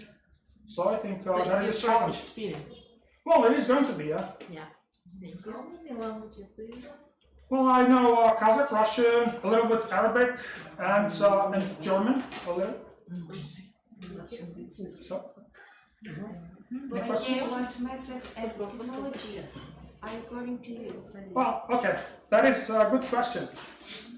Several times I've been asked about this question, what kind of technologies and methods are you going to use in a school, because school is different than universities, of course. Well, I have to say that I've studied in America. So when we're talking about integration, the educational system integration, I've already experienced American system. So I have a great experience to pass the new generation. That's my goal. So I think it's going to be a challenge, but still difficult. Yeah. But I'm going to work on it. Thank you. Thank you. Вопрос такой. Если вдруг ваш адрес будет, вы услышите оскорбительную речь от ученика, что вы сделаете? Ну, во-первых, знаете, я уже 17 лет работаю с учениками и вообще с детьми. Я вот до этого работал еще в Министерстве обороны, это армия. То есть вообще вот карьеру начинал с армии, 6 лет я там проработал. Вот что касается школы, я понимаю и несу ответственность, что дети это, в общем-то, это не тот контингент, который, в общем-то, можно будет по-другому работать, здесь нужно. Вот если что касается оскорбительно чего-то, то я, наверное, попытаюсь, почему так говорят, да, вот узнать детей. Вот, в чем проблема, может быть, у них какие-то есть моменты, что нужно будет обращать внимание, из какой семьи, и так далее. Спасибо. Кімде сұрақ бар? Біз уже бір сөйлегенде білдік. Мен де құлағым енді мынандай ағылшынша сөйлеген мұғалімді әлі көрген жоқпын, жұмыста істеп жүрсе. Енді ағылшынша мектепте оқығанбыз ғой, өте сөйлегені, как будто Америкада ағылшындармен отырған сияқты болдым. Өте қуаныштымын. Руслан, отчествоңыз қалай? Сапаралиевич. Сапаралиевич, біздің бағымызға қарай келіп жатыр деп ойлаймын жерде. Қарапайым мектеп. Тағы да үміткерлеріңіз бар? Мен сізге, мен без очковпын, но бірақ мен за. Көрдіңіз, да. Мне тоже понравилось. Мне очень понравилось, что мужчина еще в мою школу. Вообще я еще принес результат, если кому будет интересно. Здесь иностранный язык, 2 языка. Руслан, можно? Еще какой язык у вас? Менде және ағылшын тілінен бөлек кішкене араб тілін білемін. Өйткені ең бірінші мамандығым мен негізі 92 жылы Шымкент педагогика институтына түскенмін. Сол жерде қазақ тілі және араб тілі факультетіне да. Содан кейін кішкене араб тілін білемін. Және екі шет тілдері болған кейін неміс тілі де бар менде. Өзімен бірге достиженияларын алып келгенмін, курсымды мынау Америкада оқығанмын, әскери академияны бітіргенмін. Анау Госдеп, государственный департамент бар Америкада, сол грантын жеңіп алғанмын. Сөйтіп әскери академияда оқып, 6 жыл осы Қазақстанда әскерде қызмет жасадым. Сол мынау диплом, фаундейшнмен бірге. Осы. Көрсеңіздер болады. Одан кейін осы кейінгі кезде мынау бір 10 жылдың шамасында мен IELTS-қа дайындап жүрмін, мұғалімдерде. Одан кейін балаларда сол мың шақты балаларым бар IELTS-қа дайындаған. Орташа есеппен 6 және 7 балл алады балаларым. Дайындаған балаларыңыз, Иә, мың соның бәрі өзінде. Одан кейін бірнеше сертификаттарым бар, сол маңызды дегендерін алып келдім. Тарихқа сап қойыңыз, жүр болып кетер. Иә, сол. Мен қолыма бірінші шетелдің грамоталарын ұстап тұрмын. У них грамота по-другому. Менің балаларымның бағы жанар ғой деп ойлаймын, мектебімде көз ашылады деймін, осындай Руслан сияқты балалар десек. Балаларыңызды келесі үміткерлер. Тағы да қараймыз, оны бір адамды Руслан уже көріп тұр да. Кән мен балғымызды өткенде солай айтылған, солай айтылған еді, бірақ тәжірибе апаймыз. Бірақ мен қайтадан келдім да. Өткенде болдыңыз ба сіз? Жоқ, ешқайсысы болмыз. Жақсы, рахмет. Асылда көтіңіз. Не жерде қайда қойын болың? 2-3. Қайда қойын, да, ашын белгілейін ба? Бейт басайды болды ма?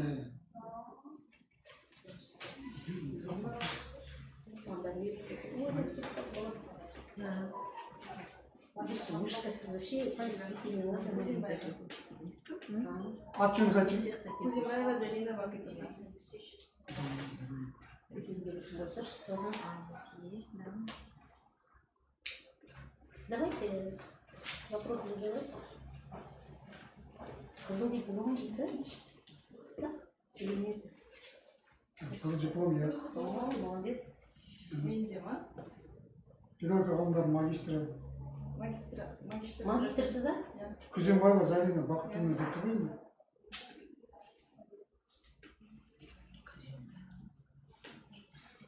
Все, давайте. Красный диплом магистратуры. Это еще лучше. Тоже. Давайте, девочки.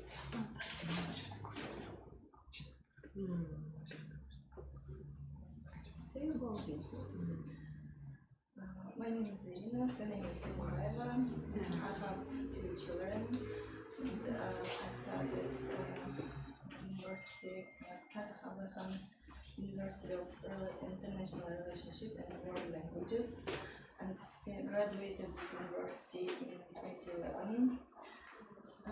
After that, I started working as a tutor. Nearly 2 years I worked as a tutor in city Almaty. After I moved to this city, and here I got a job as an English teacher in a training center. And in a training center I worked nearly 6 years. And now I want to work at school. I will be happy to work at school. Thank you, very nice to meet you. So I have a question for you.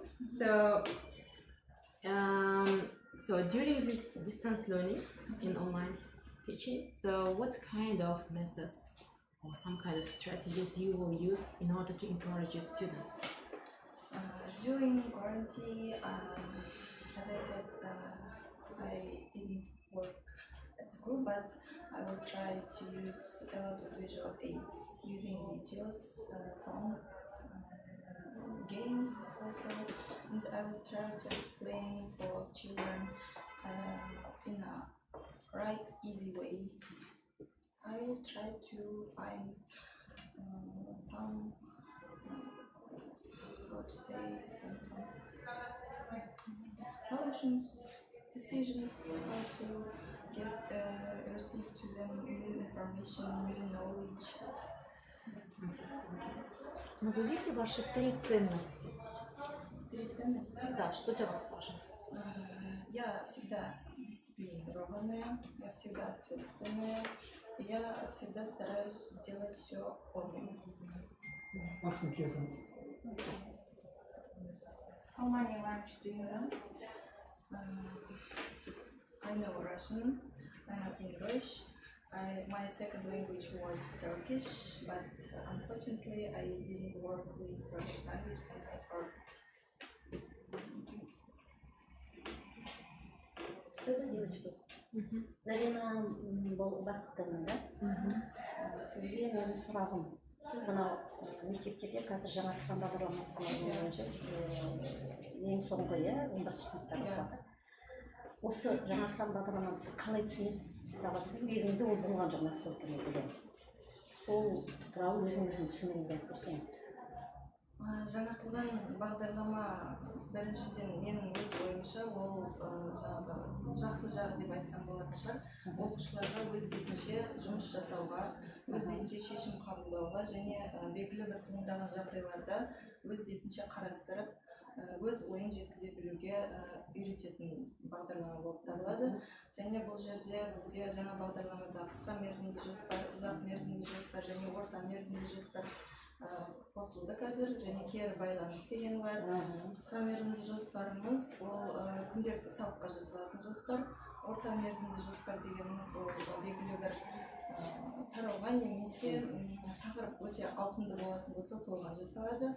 Ал ұзақ мерзімді жоспар дегеніміз бір тоқсан немесе бір жылға жасалатын жоспар. Кері байланысқа тоқталатын болсам, оқушыларға берілген бір жағдайға, тапсырмаларға байланысты олардың жауап қайтаруы және мұғалімдерге бұл кері байланыс олардың жаңағы сабақтарының қалай жүріп жатқан, оқушылар қандай дәрежеде білім алып жатқан және олардың қателіктері болса соны түзетуге мүмкіндік беріп отырады. Бағалау жағынан. Соны бағалау жаңағы қалыптастырушы бағалау 20%-ке, 25%-ға, ал бөлім бойынша бағалау 25%-ға және 90-дық бақылау бағалау 20%-ға, сонымен оқушының 100%-дық бағалауы шығады.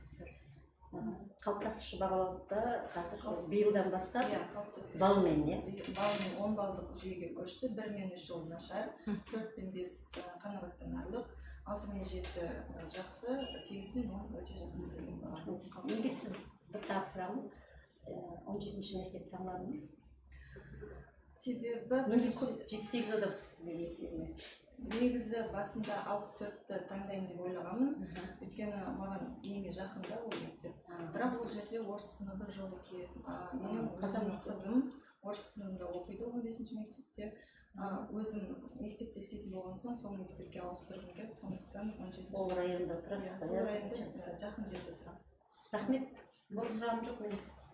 Спасибо большое. Бір сұрақ тұрсам, Инязда қай топта оқыдыңыз? Инязда қай топта оқыдыңыз? 410 бітірдім. Русский был? Нет, казахский. Казахский? Просто я тоже инязский.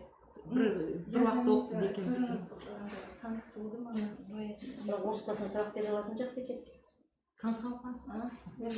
Рада, что инязский вас. Шеттен оқығандар бірнеше тіл біледі ғой.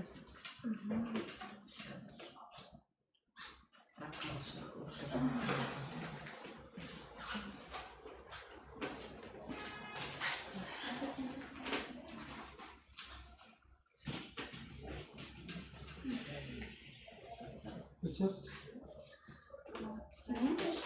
На английском? Какая фамилия? Фамилия кто? Меня зовут Лян Алла Олеговна. Лян Алла Олеговна, ага. Нет.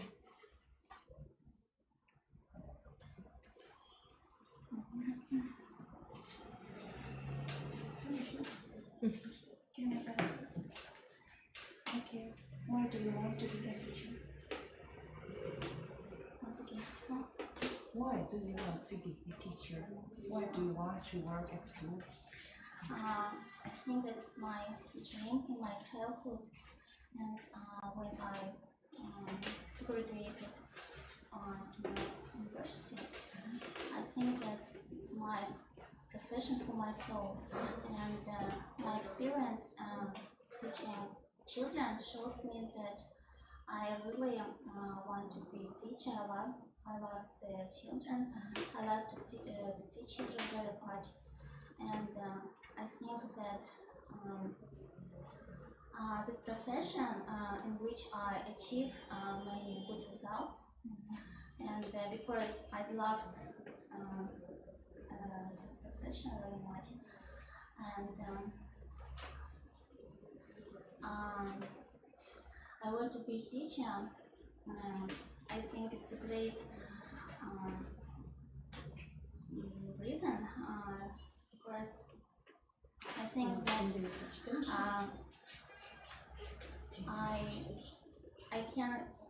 I can bring up and I can communicate it with children. And in my last job, children saw me very a teacher who really loves children, and I think that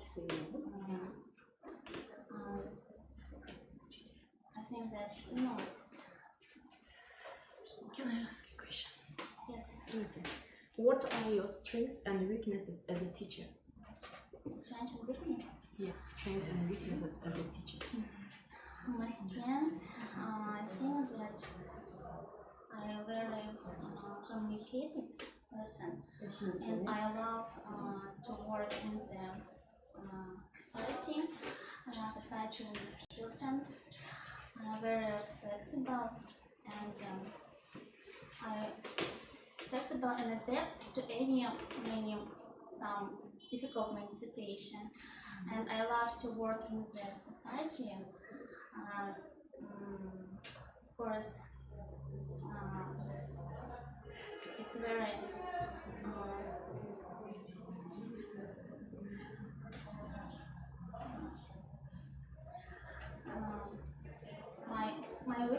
my weaknesses, maybe it's very autocritical person, and when I do some work, I concentrated many facts and want to achieve a good result, and maybe I think that it's my weaknesses and I work with them. Whereas more autocritical person, maybe it doesn't take many results in my profession, but I'll work on my weaknesses. Алла Олеговна, вот школа это такое место, где всякое может произойти, да? И вот в этой рутине иногда бывает так, что учителю не хочется идти на работу, да? Как-то все надоело, все уже одно и то же. Как вы себя мотивируете или мотивировали вы в таком случае? Что бы вы делали? Мотивировали? Да. Мне кажется, я очень ответственный человек, и для меня самое главное это работать на результат, иметь хорошую репутацию среди коллектива, среди школьников, детей. Поэтому, мне кажется, самая главная мотивация, я очень люблю работать, у меня была я работала по другой специальности, и меня вот именно зацепила школа, когда я работала в школе, меня зацепило именно это общение, живое общение с коллективом. Мне очень нравилось вообще работать с детьми, я очень люблю детей. Мне не нравится работа, которая вот именно с бумажками, вот как бы мне нравится именно общаться с людьми. И я думаю, что вот я в этом буду больше себя развивать в этой сфере. Спасибо. У меня вопрос, Алла Олеговна. До этого где вы работали? Сейчас вы сказали, что вы не в школе работали, да? Да, я работала бухгалтером. У меня свекровь бухгалтер, она меня попросила ей помочь. Так получилось, что как бы затянула немножко работу, но это как бы и дало один из опытов того, что мне больше, я люблю все равно работать с детьми. Да? Я работала до этого учителем. Когда вы закончили где? Я поступила в Узбекский государственный университет мировых языков в Узбекистане, в Ташкенте, я сама с Ташкента, а потом перевелась сюда, в КУДН, это бывшая академия языков. Заочно вы закончили? Я училась очно, и последний курс у меня просто родился ребенок, я перевелась на заочное отделение. Но я очень долго училась, потому что у меня был перевод, мне добавился год, плюс год заочно еще добавился. Ну, вам предстоит первый год, первый раз работать в школе со школьниками, насколько я поняла, да? Нет, не первый раз, я работала в Ташкенте, в Ташкенте, да, 2 года. Я просто по семейным обстоятельствам я вышла замуж, там я переехала сюда. Работали кем? Учителем. Английского языка? Английского языка. Это опыт был просто... Это у вас сколько лет тогда педстаж? У меня общий педстаж 2 года. Хорошо, спасибо. Спасибо большое.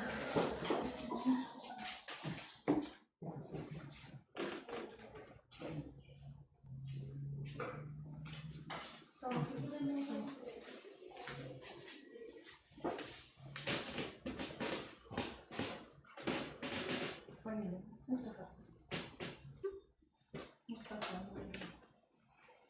Қаттырақ сөйлейміз дауыс.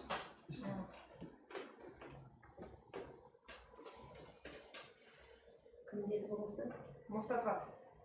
Мустафа Нұрила, да? Ага.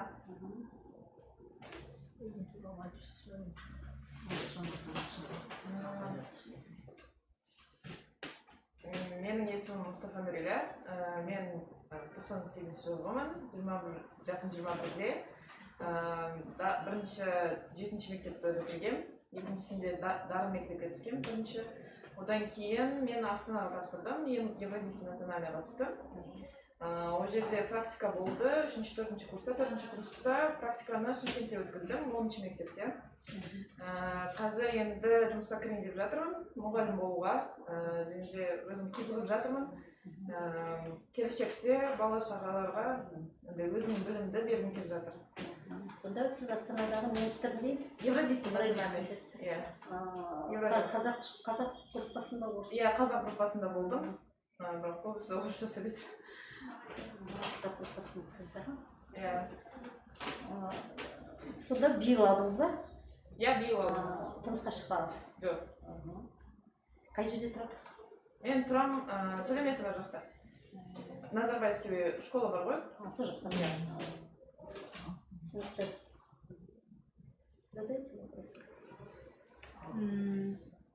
As you know, nowadays we have a distance learning. Yeah. So that's why, how you can assess your students? Nowadays we have more technologies, new technologies, and we have, I think everybody have phones they can use, and in the future I can talk with children, or I can I can talk with their parents if they have some problems with technologies, and some have connect with how to learn them and how to teach. So how you will assess them? Assist? Assess. Assess? Voilà. Oh, sorry. I will give them some interesting, creatively games or some let's see.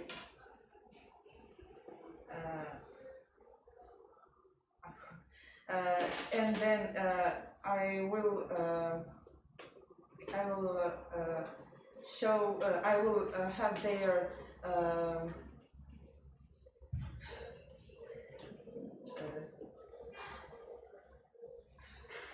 So do you know the types of assessments? Yeah.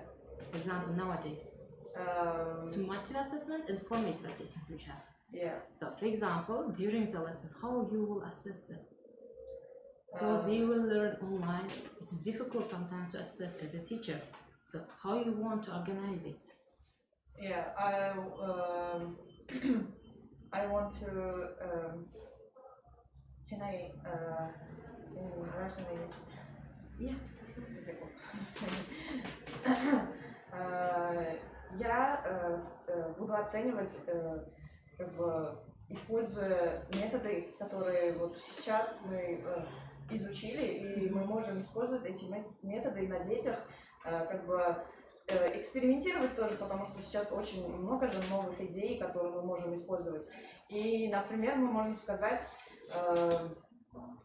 чтобы оценить детей, мы должны сначала узнать их как бы базу и как они изучают этот язык, и насколько, как бы, сдавая тесты, сдавая задания, потом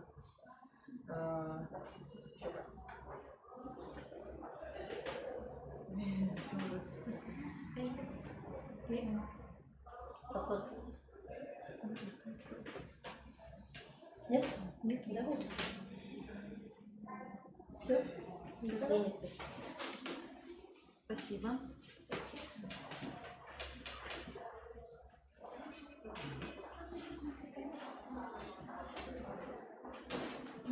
Кто следующий?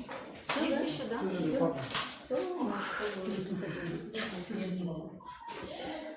Secret story. Не говорите, Раньше Жылы? Я корм?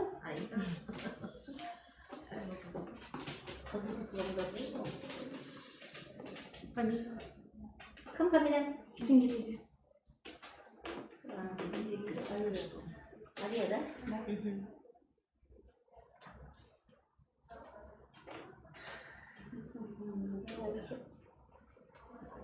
Вы закончили где? Казахстан-турецкий. Ой, что-то басқа жаққа кеттік қой. Самал деген. Казахстан-турецкий университет. Это у нас в Шымкенте, да? Да, который был, сейчас его нет. До этого где работали? Сперва я в колледже Балашах работала 5 лет. В колледже Балашах 5 лет проработала. Потом в школе Дарни. Первый Дарни. А там просто времени работали или как? Как времени? Нет. Сейчас ищете работу по этому времени. Сейчас я, да. Сейчас в декрете сидели или как? Да, я в декрете была, после декрета. В Балашах колледж и в Дарни, да? Ага, в 2 местах. Стаж общий педагогический сколько у вас? 13 лет. С 2007 года 13. И сколько лет в декрете сидели? Я год. А что, у вас не сохраняется место? В школе даже нет? Ну, сейчас пока часов нет. Пока часов нету, там 2 новеньких где. Пока часов нет. 2 новеньких. Часов нет. Часов нет? А сокращение? Да. Интересно. Декретники. Вообще декрет по закону сохраняется. Это незаконно, то, что вас сокращают, я не знаю. У нас нет такого. Вам должны они найти работу. Хорошо. Задайте So, as you mentioned, you have some experience as a teacher, yeah? Yes. So, in the future, how do you want to develop yourself as a teacher? As a teacher, I want to develop myself, maybe to improve my English better, to speak fluently. And I participated in the English course in Salem last year. And I can say that I have advanced level, but I studied upper intermediate, and I think a teacher also as a student should always improve himself or herself to be better, because nowadays I think more qualified teachers needed schools, and we should be more modern. Not be boring teachers as in the past, because of there are new methodology now, and we must be perfect. Okay. Yes. Can I ask? Okay. How do you attract students in your subject during online teaching? Maybe first I ask what they like, their hobbies, and I try to know about it, and I prepare the task by their interests. And during the lessons, I should use different methodologies. For example, with little class, I can use more games. It will be more interesting for them. And I try for bigger class, I try to speak more in English. And if they don't understand, I can use another words, or to show like this.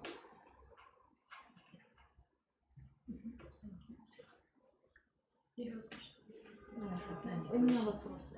Как вы выстраиваете отношения в коллективе педагогическом? Есть ли у вас друзья и сколько? Вообще нужно иметь друзей? Обязательно, без друзей нельзя. Потому что, я думаю, у каждого человека в жизни есть и трудности, и всякие ситуации. И друг всегда, он как поддержит словами и поможет. У меня друзей, не могу сказать, что очень много, потому что бывают и верные друзья, и неверные. И у меня вот то, что самые близкие, верные, вот где-то несколько, где-то 10 это есть. А есть такие друзья, которые ты, когда остаешься в трудной ситуации, они тебя могут просто бросить и исчезнуть. Поэтому я не думаю, что у человека должно быть столько много друзей. Самые главные, которые верные, когда ты выше в трудной ситуации, они тебе помогут. Спасибо.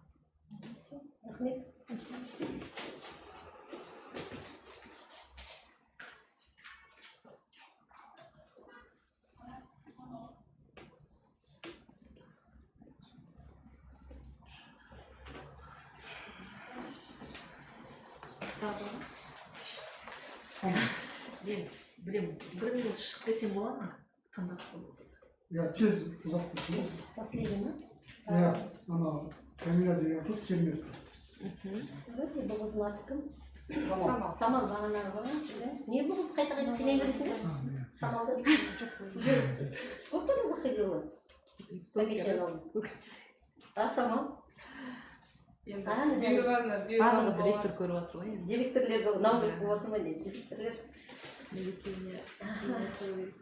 Самал қашан бітірдің мектепті? Мектепті? Ой, университетті. 2014. Мен ойым бар мектеп. 14? 2014 жылы. Қайда жұмыс жасадың содан? Мен жалпы бірінші преподаванияны неден бастадым. Бізде частная организация болатын. Шымкент қаласында арабская фирма. Я преподавала английский, то есть... Кімдерді? Штату преподавала. Взрослые, да. После этого я... Ағылшынша ма? Я ағылшынша. Ол қанша жыл істедіңіз онда? Ол жерде 2 жыл. Сосын жаңағы орта мектепке кірдім Алматы облысында. Мен Алматы облысына тұрмысқа шықтым. Сол жақта бердім ағылшыннан сабақ. И осы жерге қайтып келген соң, жаңа Шымкентке қайтып келген соң, зияткерде жұмыс істедім. Зияткер ол жаңағы мектеп па? Частный организация, ол жерде мектеп, жаңағы Назарбаев мектебіне дайындайды. Дайындайтын курс орталығы ма? Иә, орталығы, зияткер деген. Мектептерді ашылды қазір неде. Бәсе зияткер деген естуім бар да? Мектеп бар деп. Көп қой филиалдары, нелері. Бітірген университетің қайда? Алматыда ма? Алматы, я Абай атындағы педагогикалық университеті. Қай нені қазақ құртпасын ба, орыс құртпасын ба? Мен жалпы орыс класста оқығам мектепте. Сосын колледжде орыс пен қазақ аралас болды да, бірақ университетте қазақ университетін бітірдім. Иә, қазақ тілінде. Тұрмысқа шыққансыз ба? Шыққан, бірақ ажырасып кеттім. Я сондықтан жаңа Алматыдан келдім да енді. Сіз Шымкенттің қызысың ғой? Өзім Шымкенттің. Барлық мектепке түстіңіз ба, именно 17-ке түстіңіз ба сіз? Осы не жерде қазір көріп отырмын. Маған, мен енді басында шынымды айтсам, мені системаны білген жоқпын да, мен заявление жібердім. Бірақ маған көп келдіңіз. Иә, көп сообщение келді, барлық мектептерден келді. Солай шығар енді недері. Сосын бәріне кіріп жатыр десекші. Соны бұйырған сол. Барлық мектеп. Қай біреуіне өткізіп жүру. Сен әбден қинап жатыр, бағана алу керек. Қайта керек дегенім ғой. Сұрақтарыңыз қоя беріңіздер. Қойып қойғыздар ма? Сол балығын бәрін бағалап қойғыздар ма? Өзіңіз сұрағыңыз ба, өзіңіз бағалаңыз? Тағы да. Дипломыңыз қандай? Иә, ұзап кеттім мен де тез шығам деген едім. Қызылға... Диплом жоқ, қызыл емес. Мен әбден баға қуалаған адам емес. Негізі шындыққа келген кезде... Магистратура бітірмедіңіз ба? Магистратура бітірмедіңіз ба? Жоқ, бітірген жоқ. Все, рахмет. Жақсы.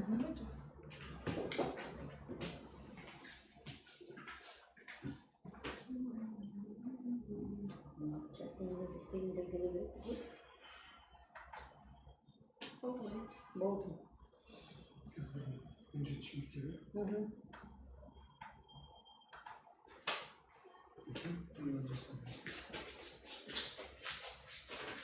Бұл балдарды кім айтады? Қазір айтып күтіңіз. Неге ашке алып келмеді да? Ойбай мына ойланып тұр. Временно по каминному балдыны күткен.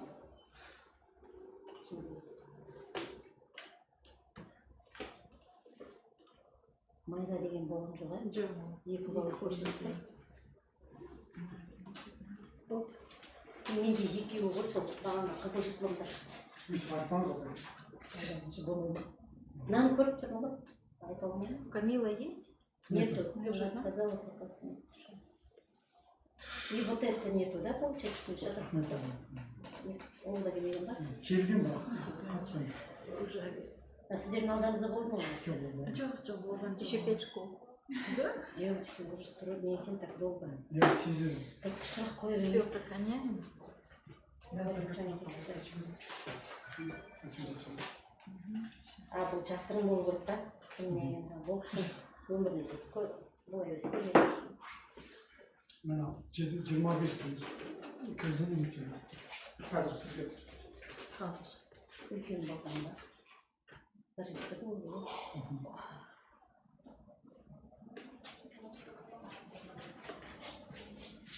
17 мектепке кірген үміткерлер кіріңіздерші, 17 мектепке кірген. Ең көп маған берген екен ғой адамдар.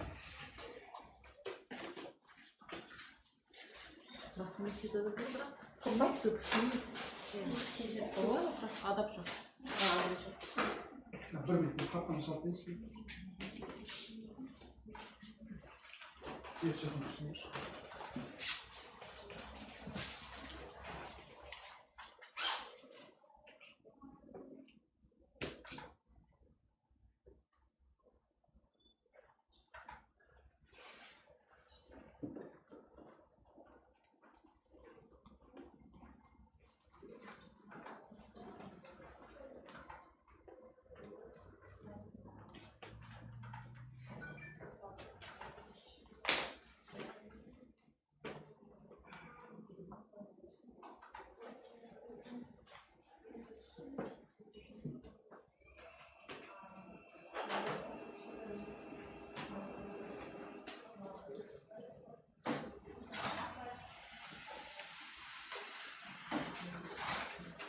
Olur.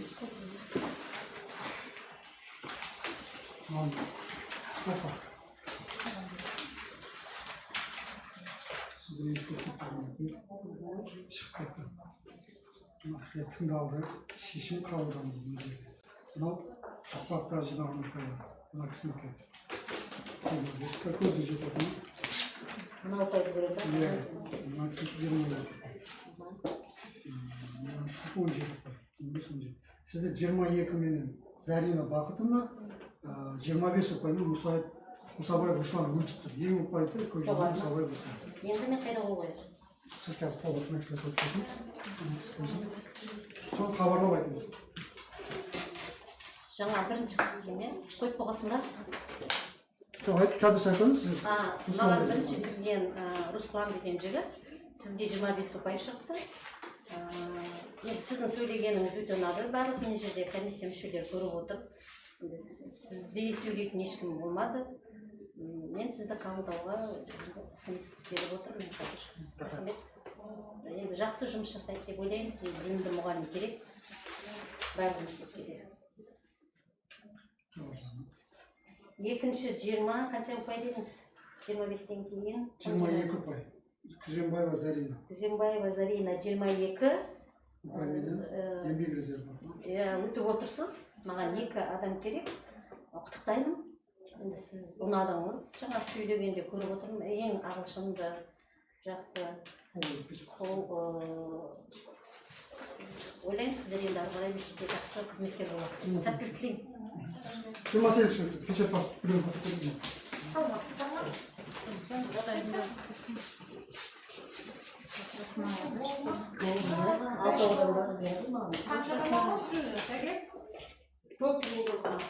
Қай мектеп? 28.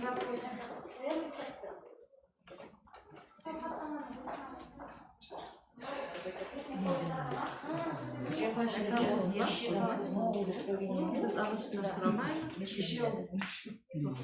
Только Индира, да?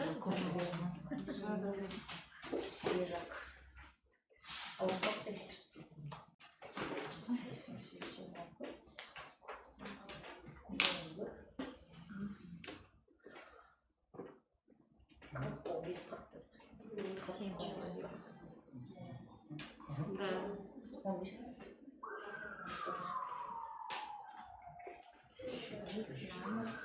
Троих знаем, да?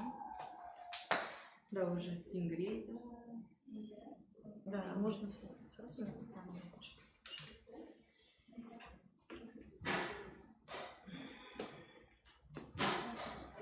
Sizde жеті үміткер бар.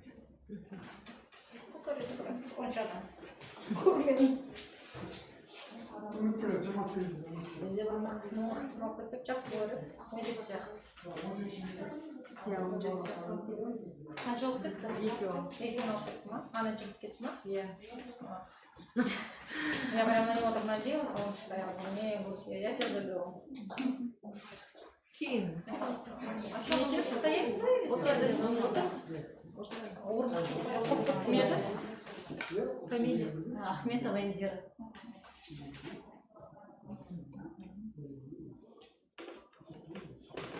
Okay,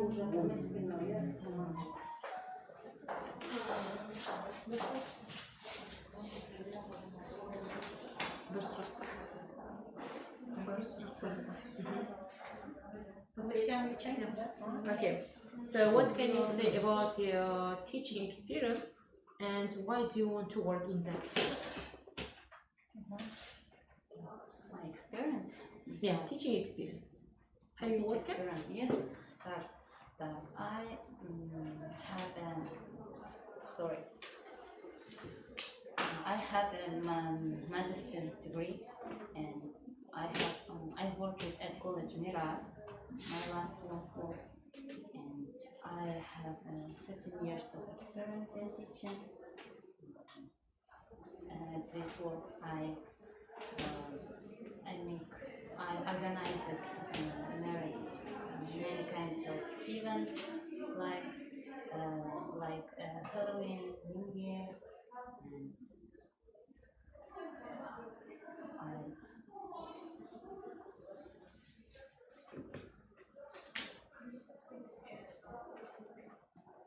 teach English language. As a teacher, do you attend some kind of conferences or Speak louder, seminars? As an English teacher, have you attended some kind of international conferences or some kind of seminars to improve yourself? Of course, I participated in international competition. Can you speak a little? Macmillan's. I participated only that at my college, between the college. Okay, can I ask? Okay, what technology and the message are you going to use during online teaching?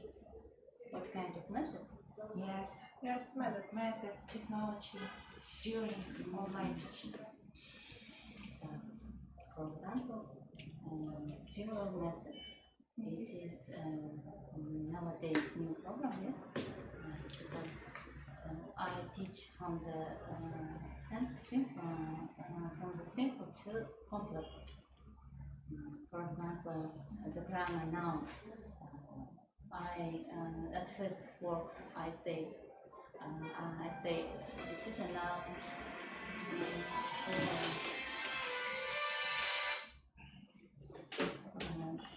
Noun, for example, and on the second lesson I say then that noun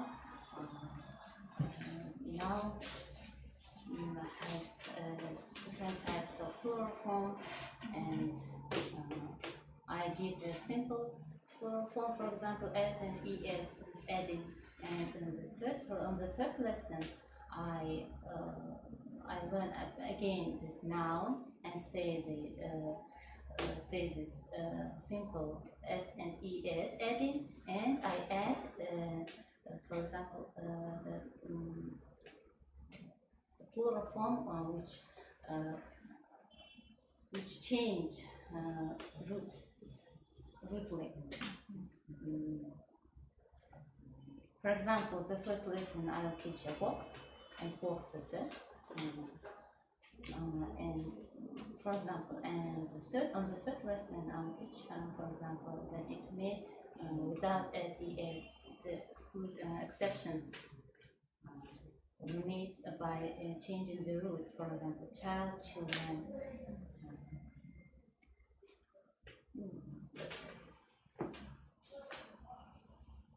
Өзіңіз бере берсеңіз болады ма ағылшын? A very simple question. Tell me some words about yourself. My name is Indira.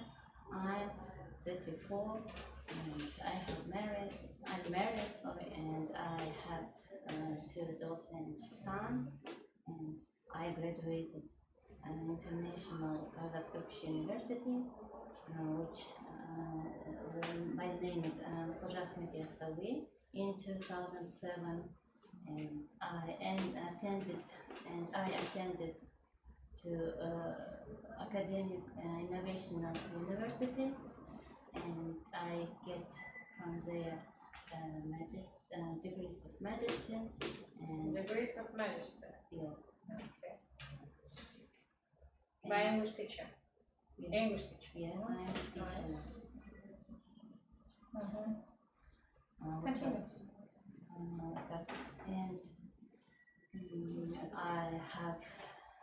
And I have been teaching since 2007, and nowadays I have 13 years of experiences, and I like to be teaching, and I would like to increase my knowledge, to improve my skills and abilities in teaching, and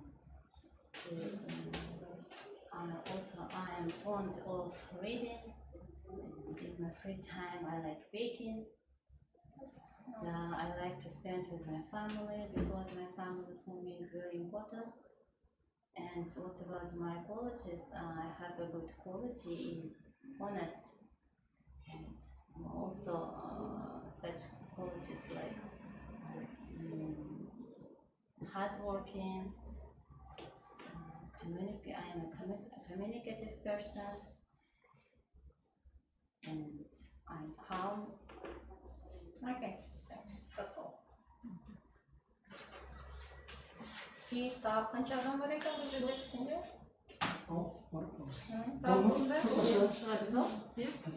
Еще сравнение, как говорится. Ручка магистра. Магистр? Да, магистр. Daha da söyleyeyim ki. So we have tested here. So it's your turn. Okay, tell me. Блесни своим английским языком и все. На русском можно, да, или на English. So firstly, my name is Gabriela.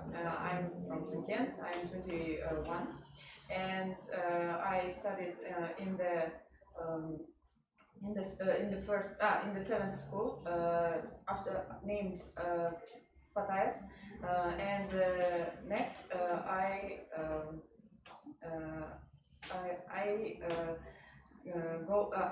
went to the university, Eurasian National University, and I practiced in the third and fourth course in the school, and first course I practiced in the 10th school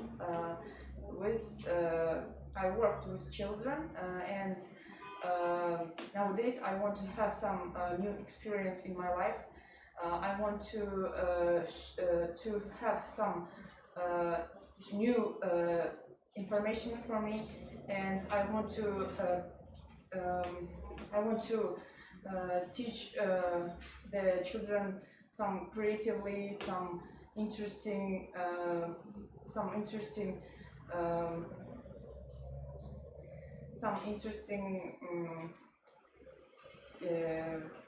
forms. Okay, this question.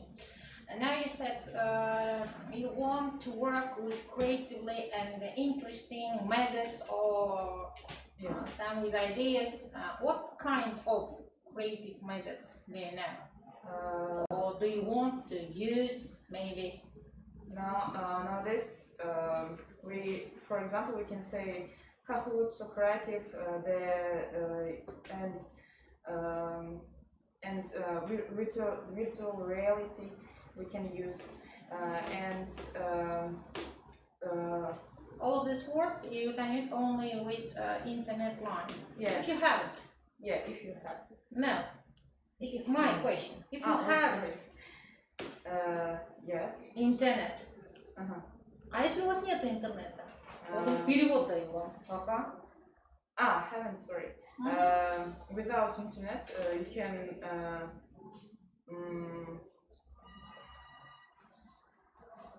Okay, thank you. That's all. Thank you.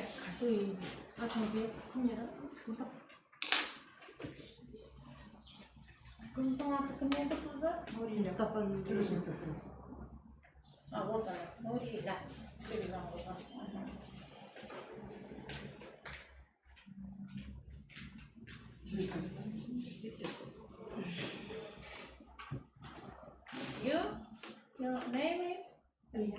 Алия.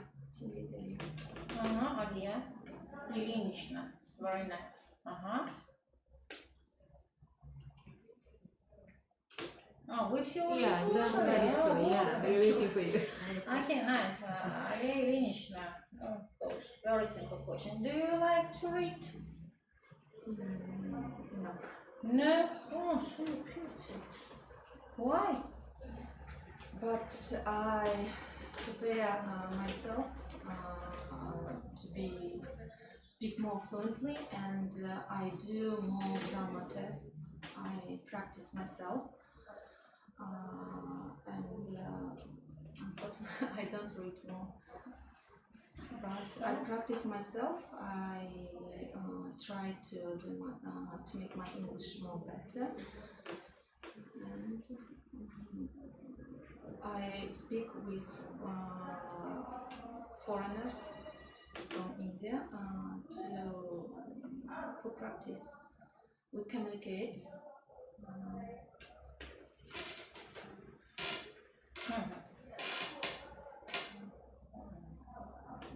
But if I say that I like reading, it will be false, not true.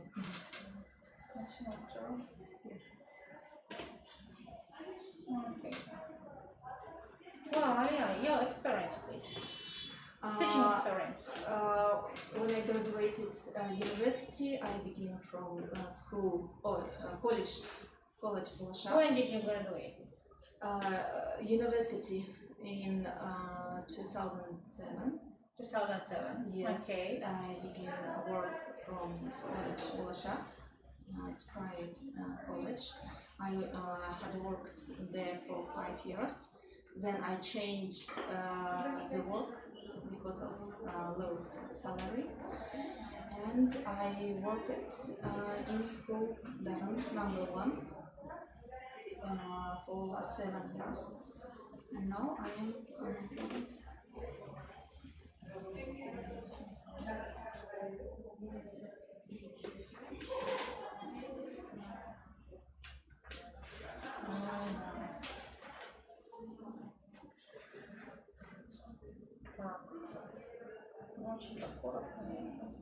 Do you like to teach? Yes. Do you like children? I like children. Very nice. Okay. Why? Because I like this job, and I choose it myself. I like teaching because it's very good job. First of all, for women to be teachers, because women we are like mothers. We love our children. And how many children do you have? I have 5 children. 5 children. Okay, nice. Very nice.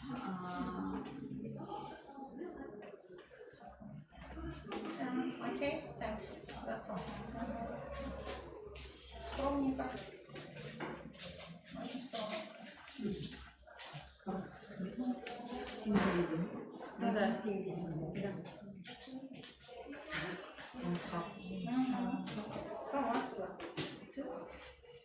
You are Самого нормально, окей. Ну, сама давай. Объясни своим английским.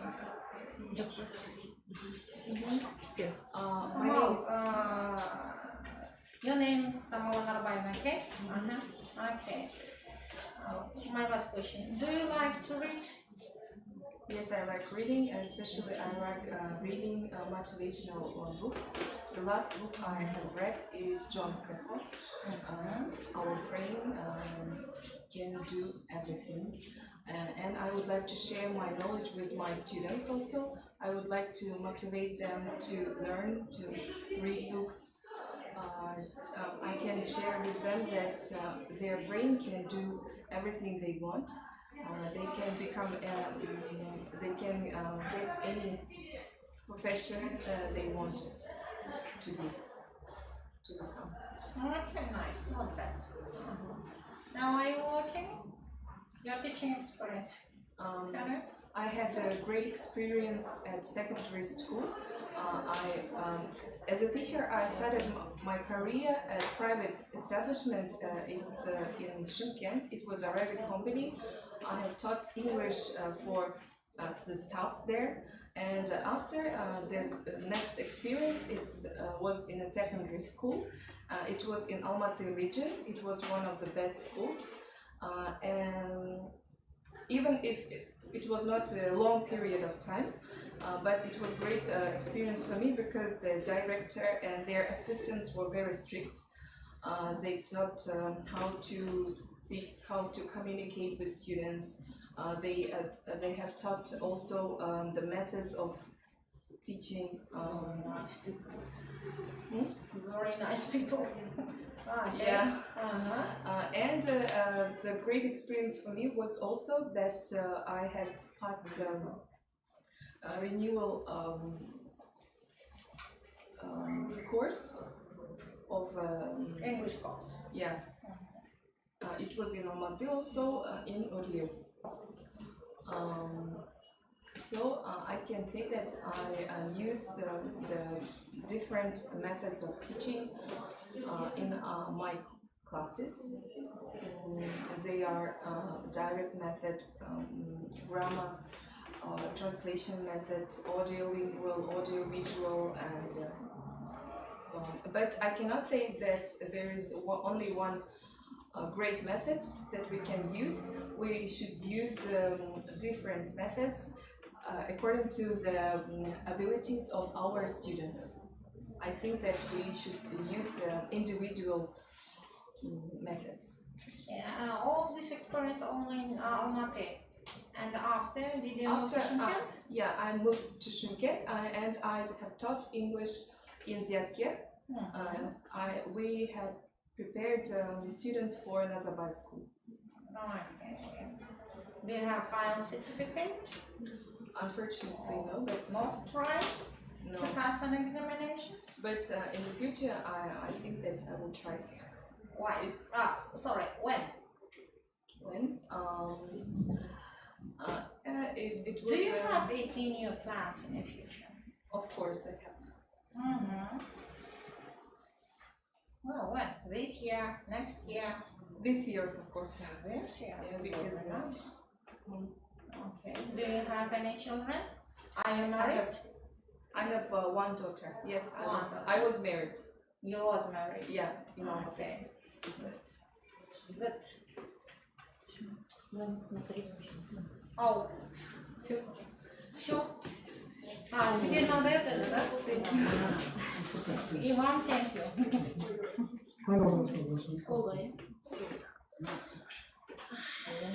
Мен ұмытқамай тұрған кезінде.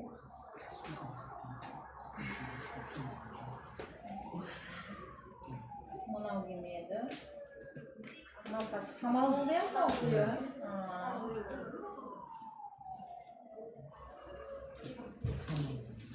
Последний. Это самал уже. Настойчиво, молодец. Она во все школы подала и это. Да. Нет, чтобы уйти, да? Да. Это же характер. Да, молодец. Особенно после холодной зимы. Надо работать как-нибудь. Где-нибудь. Ладно, интересно. Раньше школу выпустили. Еще 4 школы.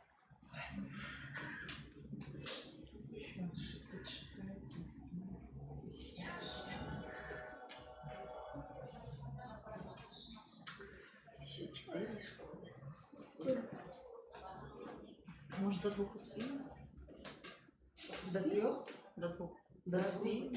Было лучше. 4 школы. 25 bin. Там мало, наверное. Самал 23 bin. То есть 23 бала отыр самал. Индира 19 бала отыр. Сізде жеңімпаз самал отыр. Резервке 5 шақырым. Есть уже открывать настойчивые. На сегодня или она вообще каждый На сегодня. На сегодня? Да. Мне вот этот мальчик понравился. Молодец. Мальчик был мужчина. Мальчик Руслан. Руслан, да, который? А я его ставила там и слушала. Прекрасная песня. Она пропала до часа, Ислам, Да. Она кстати. Ислам тоже молодец. Молодец вообще. Ну, думаю, здесь говорю американским, английским заговорил. Ну, окей. Жоқ, оны алда тағы бір бала болды жас уақытта. Ол кетіп қалды уже. Өтіп кетті. Ислам бала. Бір бала болды. Бүгін сразу екі адамды алып кете алмаймын ба? Алып кете аламын ба? Екі адамды алып кетпейінші мен бір кісіден. Мына соңғы қыз ұнады, и она да дейді қаншыншы рет кіріп жатыр, өте алмай жатыр да мынандай. Жоқ, өтіп жатыр, просто. Өтіп жатыр, орын келмей. Одан күштілер көп болып кетіп жатыр. Бұл бірақ настойчивый, молодец. Ана қызда магистратурасы бар екен, соған қызығып отыр, мен последнийге қызығып отырмын, қалғандары. Магистратураның несінен барсың? Оқыған адамдары бар, күшті оқыған адамдары бар. Жоқ, педагогический состав деген болады, Иә, соған керек. Иә, соған керек. Сапасына. Иә. Сапаға қараймыз. Так, Игорь Дмитриевич.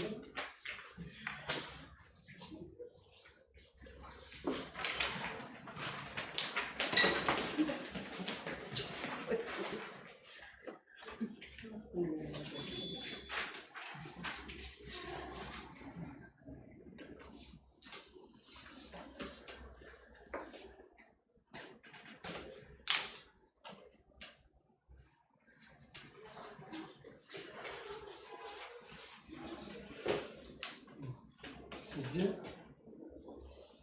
Шатырбеков Самал 23 шуқай осы кісі өтіп тұр. Сосын Ахметов Индира өтіп тұр.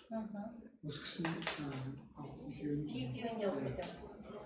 Ала аламын ғой, иә? Жеңімпаз ретінде Самалды, еңбек резерв ретінде Ахметова Индира. Соны өз хабарлап жатырсыз. Осы біреуін айтыңыз. Қыздар, рахмет сіздердің баршаңызға. Қазір мен алып кетіп бара жатырмын, значит, Шатырбекова Самал, сіз бұл жерде қорытындыменен жоғары ұпай алып отырсыз. Және де екінші резервпенен мен Индира деген қызды алып кетіп бара жатырмын, сіз магистр сапарсыз ба? Екі қыз, баршаңызға рахмет. Вдвоем забираю. А куда здесь печать ставить? А вот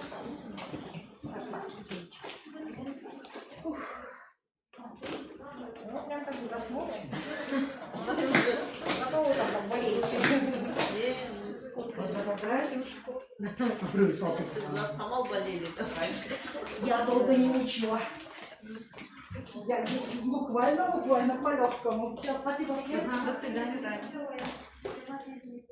Вот салтма? Да. Команда баста жіберейін бе? Да, вот Именно жасайды. Жетпіс.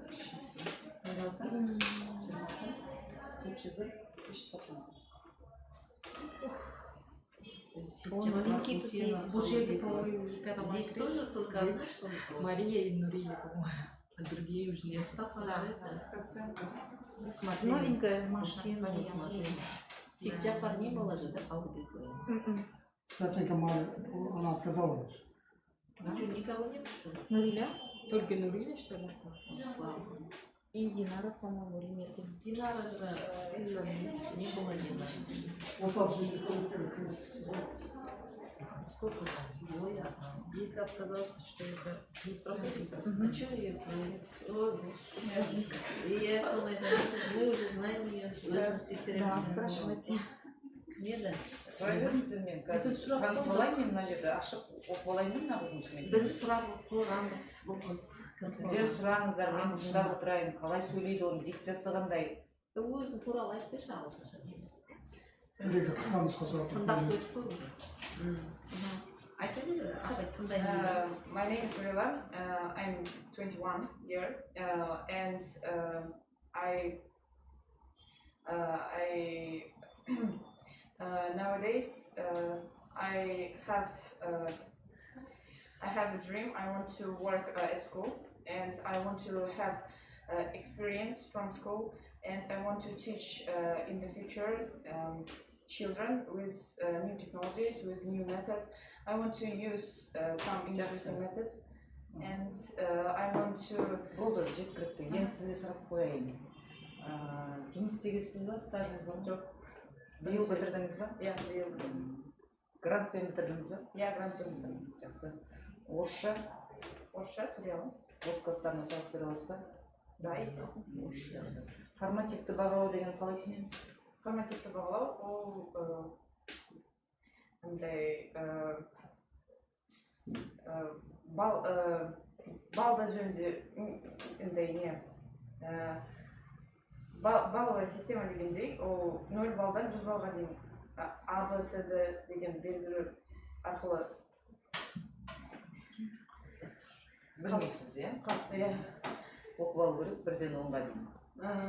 Хорошо. Клыл деген нәрсе не екен? Қандай? Клыл. Клыл. Сіздерге қатысты. Клил. Клыл. C-L-I-L. Кол ма? Иә, кол. Қазір есіме шығып кетті. Ағылшындар оқиды ғой. Иә, кол. Система обучения ғой. Қазір есіме түсіре жатыр, есімде ғой. Иә, мысалы үшін химия пәнін клылмен сабақ өткізіп жатыр да қазір әдісімен. Соны қалай түсіндіріп қоя аласыз? Сіздер химия пәнін білесіздер ма деген ойым сені. Химия. Онша есімде жоқ. Ағылшын тілінде түсіндіріп бере аласыздар ма? Иә, химияны иә түсіндірсе болады. Ауа туралы айтып беріңізші ағылшын тілінде. Ауаның қасиеттері туралы. Ауаның? Английский языке. For example, H2O it's water, and we can use the water anywhere. We can drink, we can use, and we can clean with water. And for example, air it's oxygen, and Углекислый газ, да? Жақсы?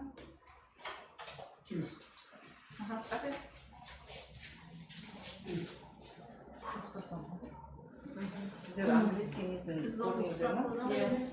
Жоқ, бұл кісі жаңағы тыңдау деңгейде не бар сізде?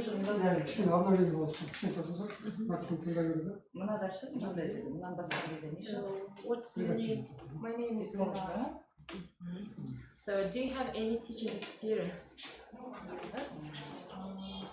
I worked in medical academy. And I worked college.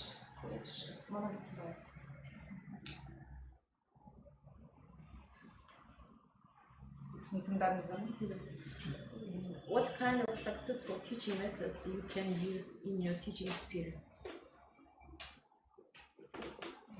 Kind of success.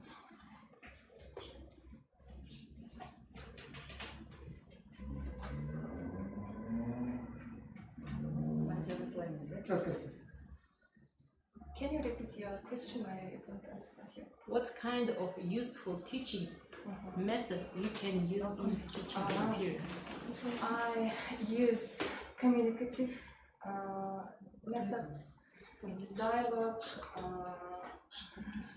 role games, monologue,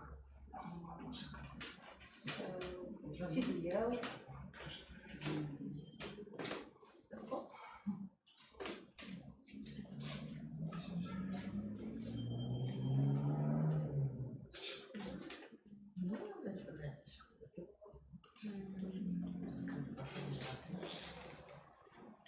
Сіз аты жөніңіз кім? Динара Утенова.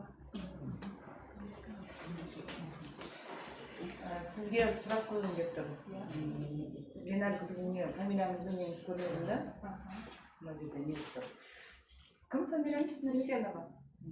Қай жерде бітіргенсіз? Қазақ түрік университеті. Стажыңыз бар ма? Стажым бар. Мен одан кейін магистратураны бітірдім Мұхтар Әуезовте. Одан кейін осы қазір таңда осы ағылшын жазып қалай екен қыздар? жоқ бұл кісі кірмеген мына жерге бұл жерде айтпаймыз ғой мына жақта қойып отырамыз енді естідіңіз ғой қазір сіз иә мен енді ағылшын тілін мұғалімімін қойыңыздар сұрақтарыңызды қойыңыздар. Вопросы задайте, пожалуйста. Why do you want to teach at this school? сіздің маскаңызда. Why do you want to teach in that school? That school? Sorry. Так.